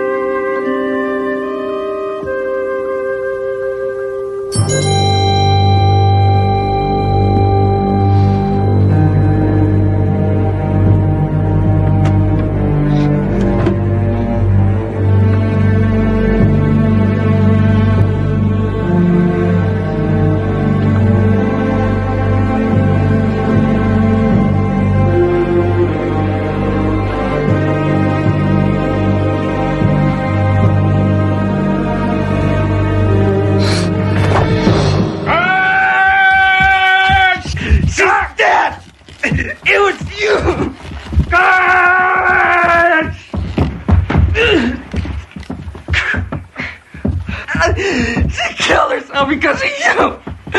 Damn you! Take him to the hole and lace him up tight! You killed her, and you're gonna rot in hell for it! Hell, that's your home, young sir. A true disciple of your master you are. Amy! Why didn't you wait? Tanner!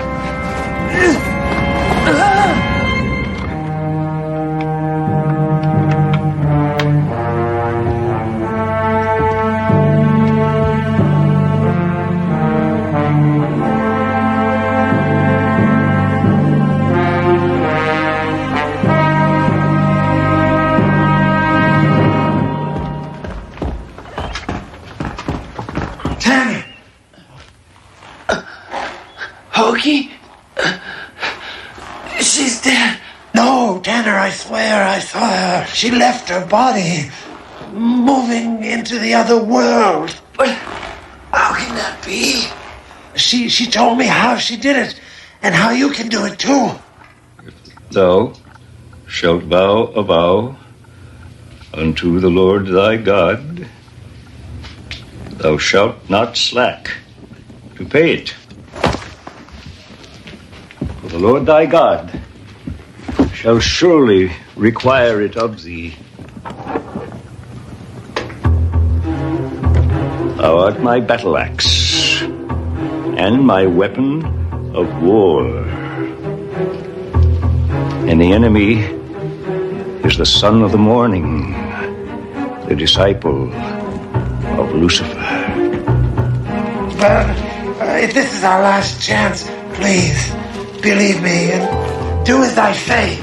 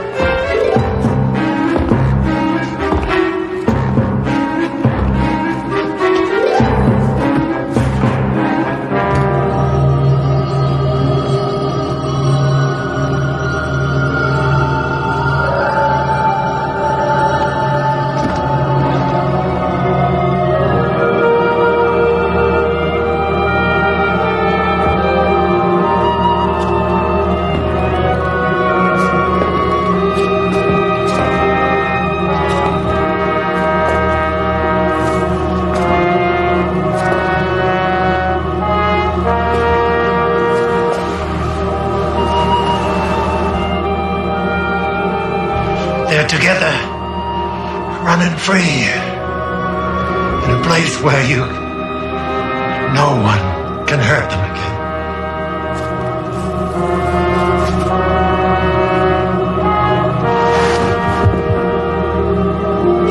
A song of the younger world. A tale told on wintry nights when the moon is full, of living with wolves and learning to howl.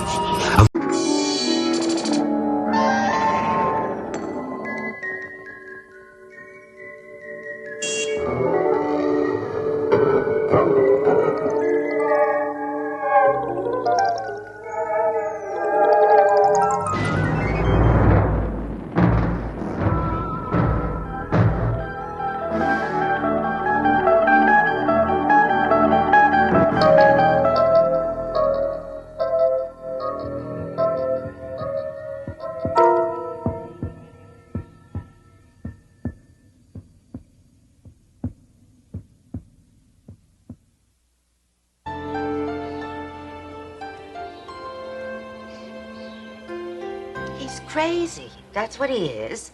A loony. A nutcase. A genuine wacko. Uncle Edgar is always looking for things. Things like 3 paper clips or a chrome coat hanger. Or 1 patent leather tap shoe. He rummages through trash cans. He goes to garbage dumps. He's always bothering my other tenants. One day it's bicycle spokes. Then it's baseball cards. And who do the tenants complain to? Yours truly. He won't let anybody into his apartment. Not even his own niece. All that junk he's collecting, it's a fire trap. He could hurt himself. And other people. Namely, me. He needs your help. Yesterday, he wanted a yo-yo. By 6 o'clock. And last week, pieces of broken dolls. Heads, arms, legs. Please do something, Doctor. Please, for his sake. And ours.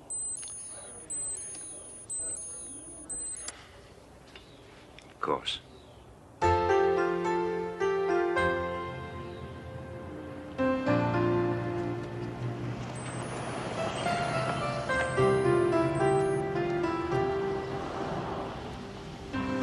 His bell don't work. Mrs. Milligan. I think he's disconnected it. Down there, in the basement.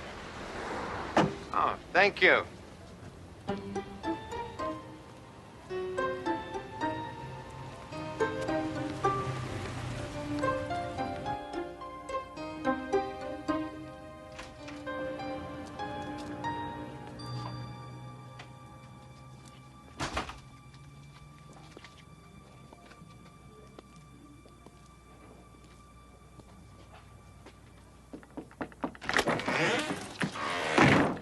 Thanks anyway, Mr. Pilchick, but I already found a brass thimble.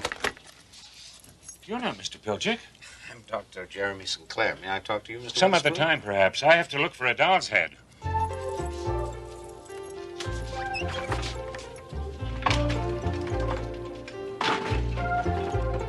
One old man in a private world of irrational urgencies. For Dr. Jeremy St. Clair, an all too common sight.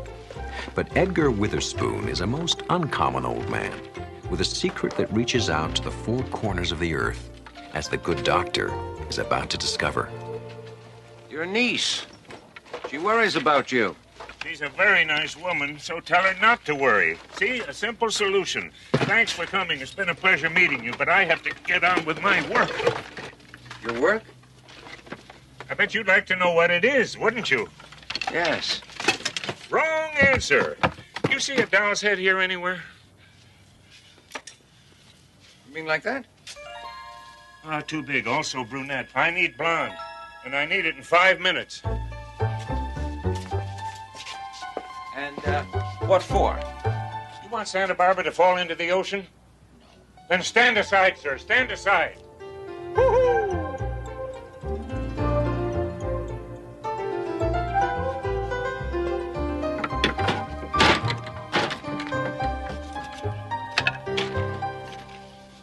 Just in the nick of time.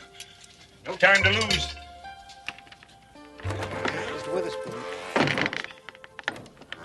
sorry. I shouldn't be rude. You've come all this way to see me.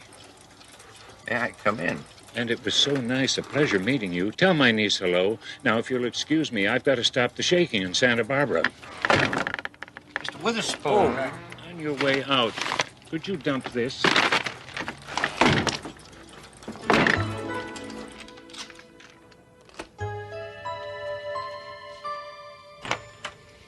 Good afternoon, Doctor. Did you see Uncle Edgar? Yes, this morning. Well? I wouldn't exactly call it a long conversation. But long enough to realize that he's... Oh, absolutely. On the other hand, Mr. Witherspoon appears happy and quite harmless. Harmless? He pesters strangers on the street. He runs after garbage trucks. That is far from harmless. Somebody saw him take a baby's bottle out of its carriage. I'm afraid he'll get arrested next time. Doctor, I will sign anything. Cooperate in any way I... All right, maybe I'll have another chat with him, and a longer one, and see if I... A small earthquake tremor was felt shortly before noon today. The force was enough to rattle dishes and a few nerves, but no injuries Did you hear were that? reported. What? There was something about it. Sorry, it was nothing. I don't know what I was thinking. I'll call you as soon as I can. Thank you very much. Acid rain is affecting the northern lakes even more than scientists.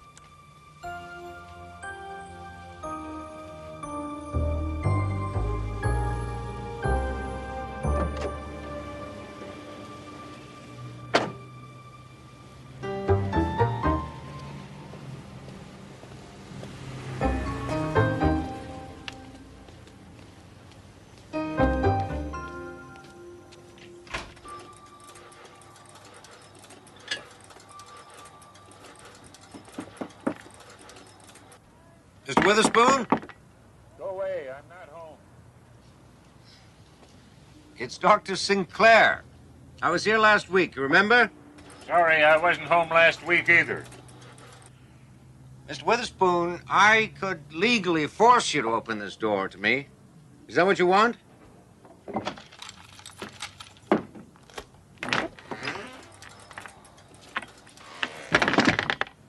You're a curious one.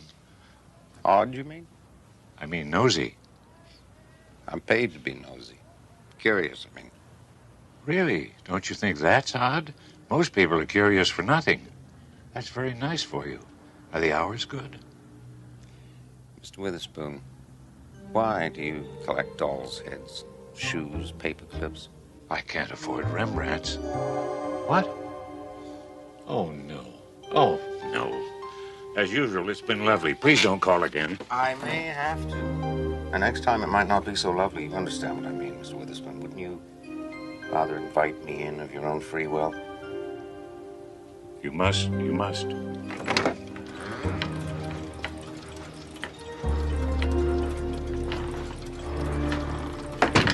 Be very, very careful where you walk.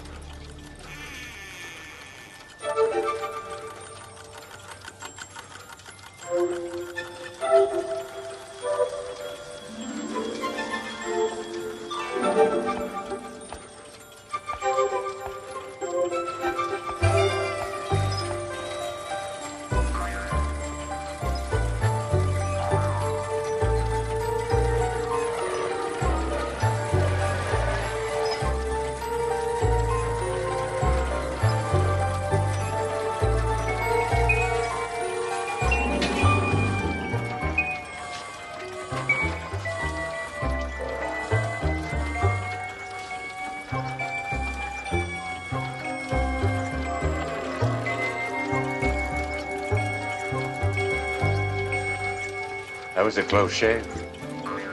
This is very, interesting, Mr. Witherspoon. What is it? This?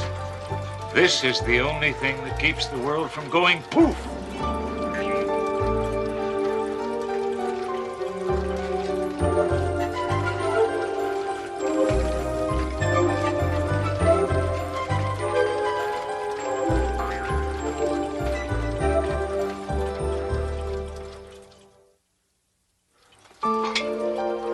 Now, let me understand you clearly, Mr. Witherspoon. You say that this is what keeps the world from going poof? And it's not easy. Most things are nearly impossible to find. Where would you look for a skate key? Oh, I can't imagine. I found one, though. You think that's crazy? Well... You wouldn't by any chance have a business card, would you? Oh, yes, of course.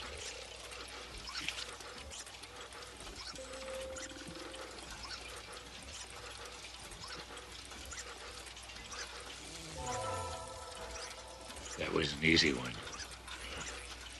Well, I won't take up any more of your time. I've seen more than enough. I used to be an engineer. Earned lots of money. Then I retired. Worst mistake I ever made. Life was so damned boring. And then the voice spoke to me. Oh, you also hear voices? You too? Please, tell me about it. I was sitting in the park one day feeding the pigeons, and suddenly, there it was, the voice. Edgar, it said. Have you ever been to England? Oh, yes, why? No, that's what the voice asked me. Edgar, it said, in the heart of Big Ben, there is a pendulum that tells the clock how fast to tick. At the bottom of the pendulum, on top of the big weight, there's a stack of pennies. Every so often, they take one off. The clock speeds up. Or they put one on, the clock slows down. The pennies change the balance just a little, but enough to keep the whole mechanism running perfectly. So, what you have here is some kind of clock. Of course not. Why would I build a clock? $3, any drugstore. Doesn't lose 10 seconds in a year. Anyway, the voice said, Edgar, the world is a funny place. Little wars here, big wars there, volcanoes going off, storms, tornadoes, a terrific amount of noise and bother. You have to build something that will keep the world from going too far, maybe even going poof. What the pennies do for Big Ben, this does for the world. Who do you think it is who's speaking to you? Well, sometimes I think it's God. And then I think, no, God would have a deeper voice. Would you care for a prune, Doctor? Oh, no, thank you. I was just leaving. But you've just arrived. Oh, careful! I have no idea how the thing works. All I know is that the voice tells me what it needs, and I get it. Goodbye, Mr. Witherspoon. You keep up the good work. We could call it a sculpture. Would that make my niece happy? What? Oh, no. If you happen to run across an old tuba, would you bring it by? I need it in 2 hours.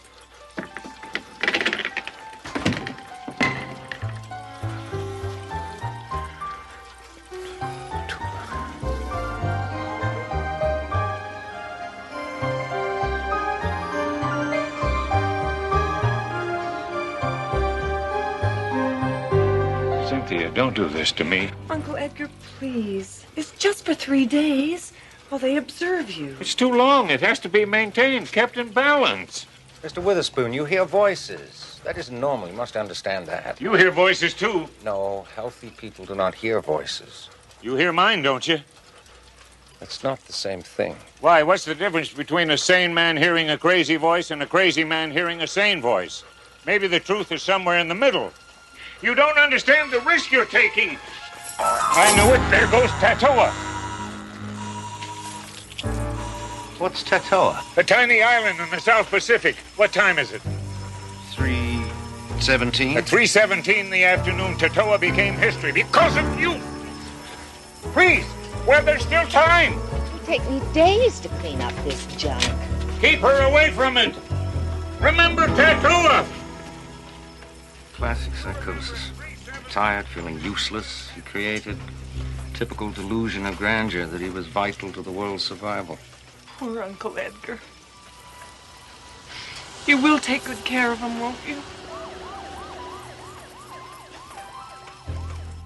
Mideast stalemate continues. Congress passes Transportation Act. And in the South Pacific, the tiny island of Tatoa is destroyed by a tidal wave. Details on this and all the news in an hour. Did he say Tatoa?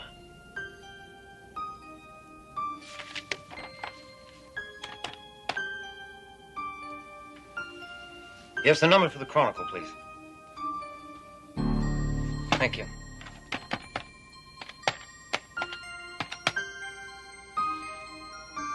Hello, I want to check on a news story. I just heard something on the radio about a tidal wave destroying an island.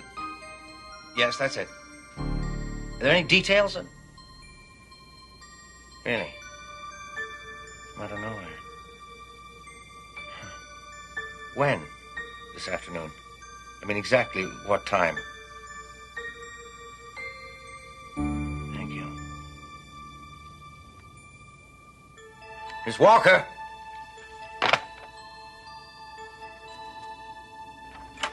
Yes, Doctor. Tatoa was destroyed at 3:17 this afternoon.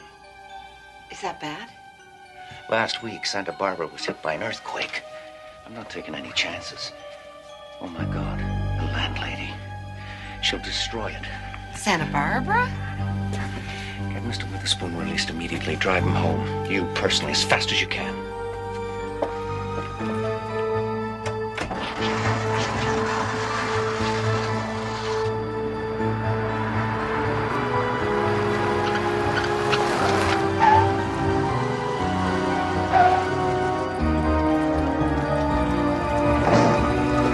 Touch your thing!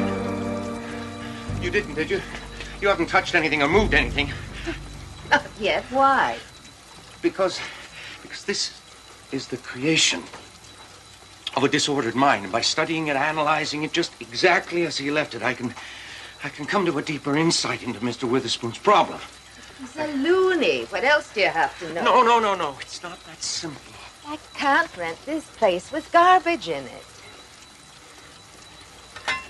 All right. I'll rent it. You?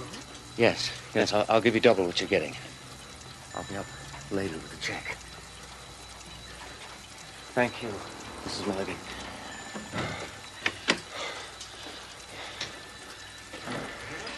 He's escaped. Excuse me. Hello. Mr. Witherspoon! Mr. Witherspoon! Should I call the cops? No. Everything's going to be fine, Mrs. Milligan.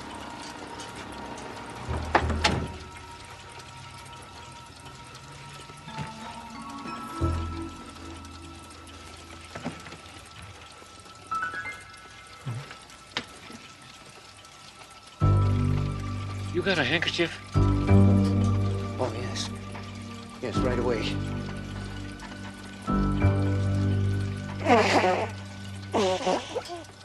Thanks. That lady had me dressed so fast, I left mine behind. Mr. Witherspoon, I don't know how to begin to apologize. Nothing in my training had prepared me for a case like yours. Well, nice meeting you. Where are you going? Away, finally, after 11 years. But what about Tuff? The voice spoke to me while I was in your hospital. It said, "Edgar, have you ever been to Miami?" I said, "No, but I used to think it would be a nice place to retire." "Go for it," the voice said. "You're off duty." You mean all this isn't necessary anymore? Sure it is. It's absolutely essential. The world still has to be kept in balance. So who's going to... I mean, look, it needs adjusting already.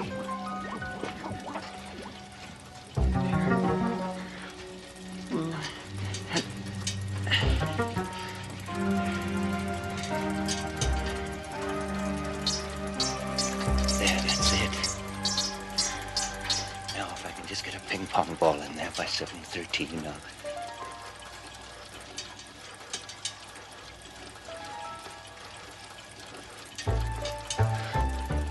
Well, I guess we solved that little problem. I'd get cracking if I was you. Impossible. I refuse. Jeremy, really, you'll grow to like it. Give it a chance. So long. Don't take any wooden nickels. Unless you really need them, of course. Witherspoon!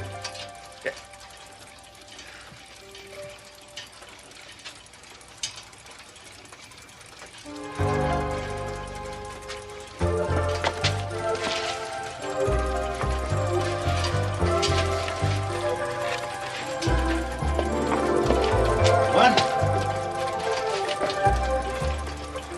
Oh, no. No. A tambourine. You gotta help me. I have to find a tambourine right away. Right away, please. Can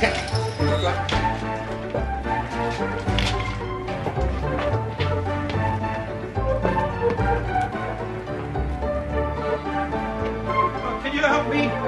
Do you know where I can find a tambourine? If in the next few months you notice that there's been a spate of catastrophes or things are just not going right, remember that Edgar Witherspoon's replacement is learning how to make some precise adjustments. Don't worry, his education will not last long, and then you might give thanks to a physician whose practice extends to the well-being of the entire planet. Dr. Jeremy St. Clair offers a unique form of preventative medicine found only in the Twilight Zone.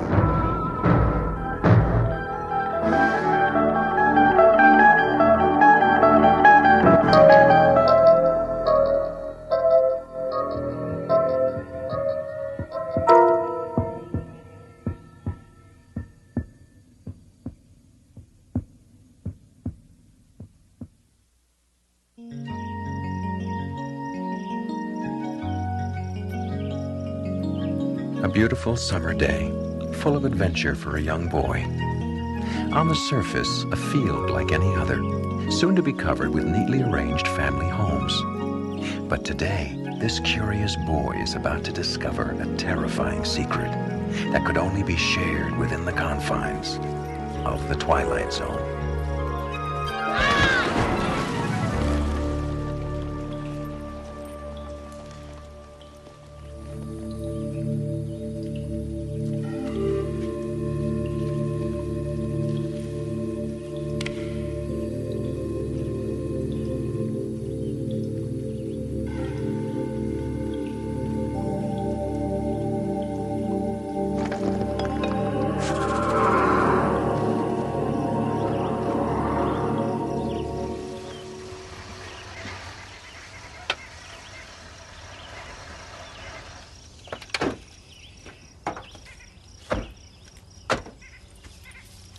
The hole's over there, Sheriff. Okay, follow me.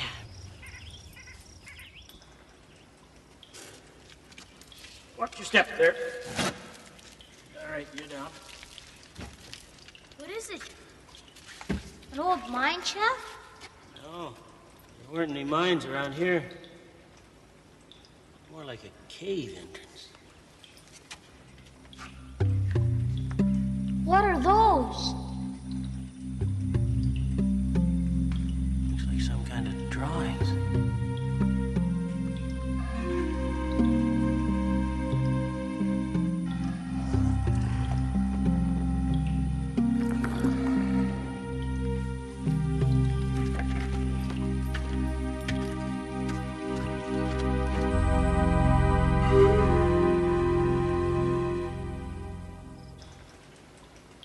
See, you're still using one of those old cameras. Gives the most detail. Well, this is the only part of the cave that we have the paintings in. Why is that, Dr. Klein? Well, We think that maybe they used this as a sort of communal area where they got together. We don't really know.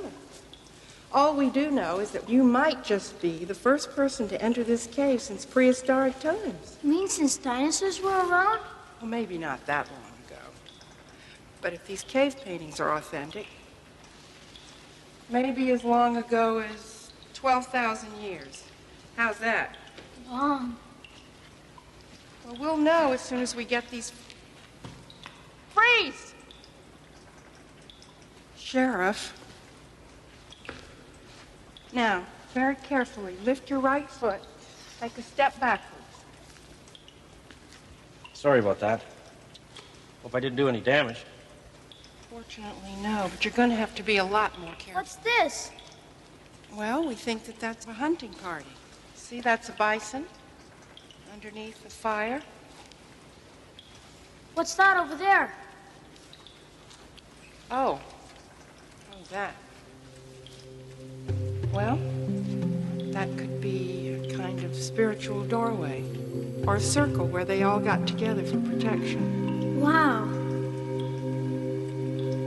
Something, huh?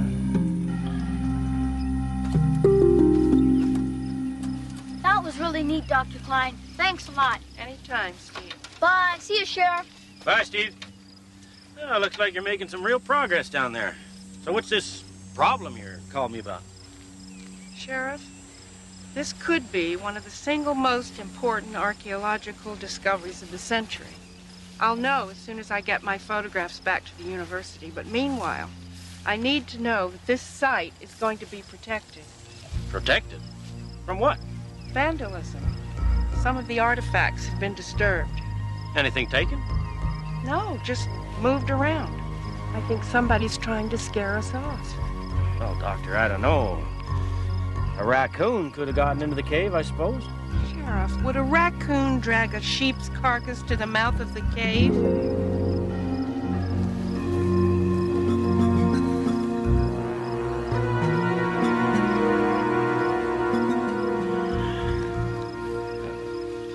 Maybe a dog or something. I don't think anybody means you any harm. This isn't like the city.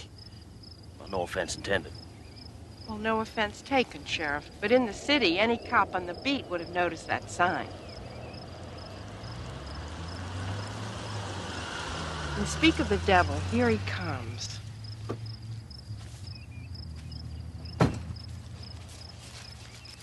Hi, Sheriff. You still here? You mean in spite of your feeble attempts to scare us off? Now, Dr. Klein. What's that supposed to mean? You know what I mean. She's convinced that you are causing trouble up here. Is that so, Jim? She's the one causing trouble. I've got houses to build. Now, just because they found a hole in the ground, my whole schedule's shot to hell. I think it's a little bit more than a hole in the ground, Mr. Hilson. Fact is, it's my ground. Now, if you want a couple of rocks and bones, fine. Take them and get out of here. Come on, Jim. These things take time. Oh, fine, fine. You want to defend the little lady? Little lady? Oh, hold it, you two. Oh, come on, Roy. You know how it is. I've got 2-bedroom ranch styles to build. And swing loan payments to make, I bet. What's my financing got to do with this? You're probably way out on a limb financially, aren't you? If you don't get this development built soon, you'll lose your shirt, right? That's none of your damn business. That's all right, Sheriff. I don't need protection. It's those cave paintings that are priceless that need protecting. And I'm going to recommend to the state that they be protected under existing law. So you can just forget your scare tactics, Mr. Hilson. Well, I'm not going to be shoved around by some ivory tower intellectual. Dr. Klein, I will look into the vandalism. So you just go on back to your dig. She can go back to her dig. But I'm going to court.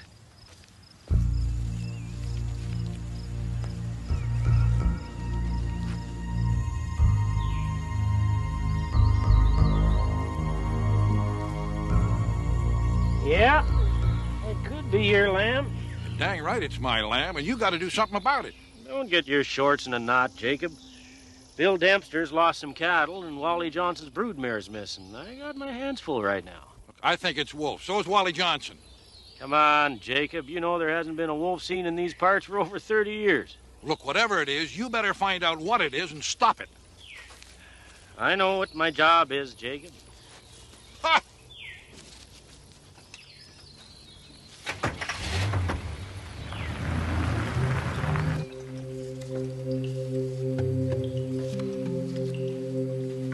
Dr. Klein, do you want to ride with us? Hmm? We're heading back to the university for the weekend. We wondered if you needed a ride. I'm staying here, John.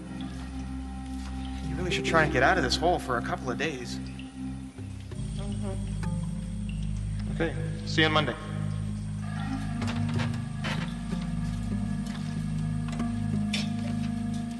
Have a good time. Bye, Dr. Klein.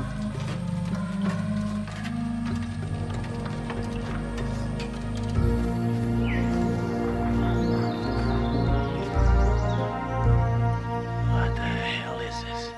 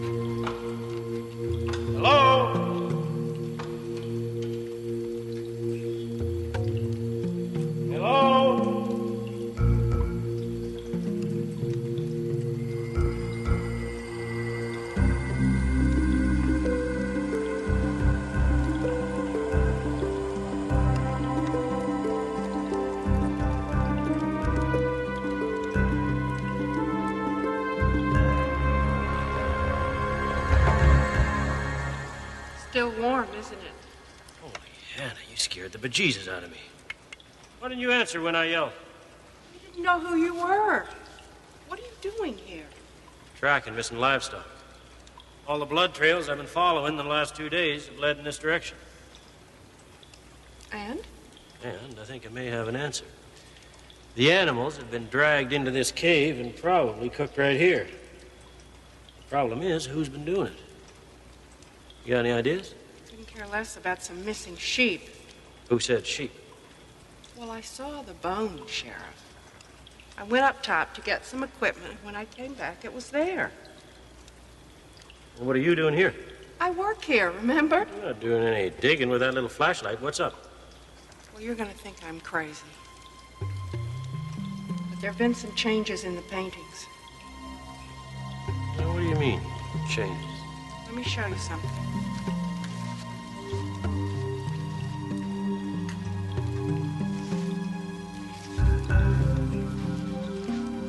Take a look at this. Yeah? So? Take a good look. The hunter is on the right side of this little circle thing in the picture. And on the wall, he's on the left side. Looks like the negative's flipped. No, no, no. Look. Here, he's facing toward the circle. And there, he's not only on the other side of the circle, he's facing away from it. Well, I don't know, Doctor. Some prankster could have gotten into the cave and changed the paintings. Like who? Maybe the same guys who left the carcass outside the cave. Or maybe you are right about Jim Hilson. Maybe he is trying to scare you off. Well, I'm no fan of Jim Hilson. You know that, but he's just not bright enough to pull off something like this. Anyway, these are authentic. And how do you know that these are authentic? Sheriff, I studied in the caves at Altamira, Casula Gorge, and Caplon. And I did my dissertation on the cave paintings at Lascaux. You just have to take my word for it. I know about cave paintings. Okay, so they are real. What's your explanation? I don't have any. And the fact that they're real just makes it that much more disturbing. Come to think of it, it doesn't explain what you're really doing down here tonight either. Sheriff, something is happening here late at night. That's the only explanation. There's someone here all day. So whatever is going on happens at night. And you are planning to spend the night to get the drop on the bad guys, right? Well, I don't know what kind of guys I'm dealing with, but I intend to find out. No. You're not doing anything of the sort. Come on, let's go into town. You can come back out first thing in the morning. Sheriff, you're not in charge here. I am. And I intend to spend the night, and that's that. You see, I've got my cot here so I can keep an eye on things. Doctor. So you just mosey on along, and I'll see you tomorrow. Doctor, this is my county. Toodaloo, Sheriff.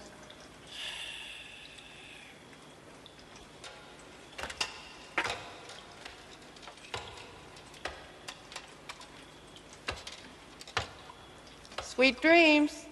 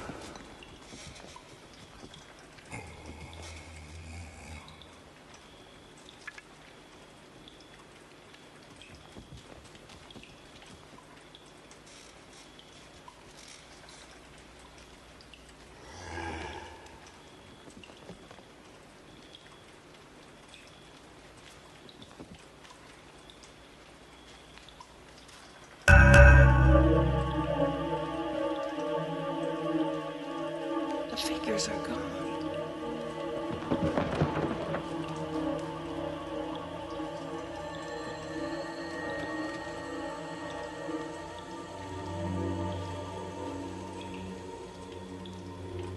What's going on? Who's there? Who's there?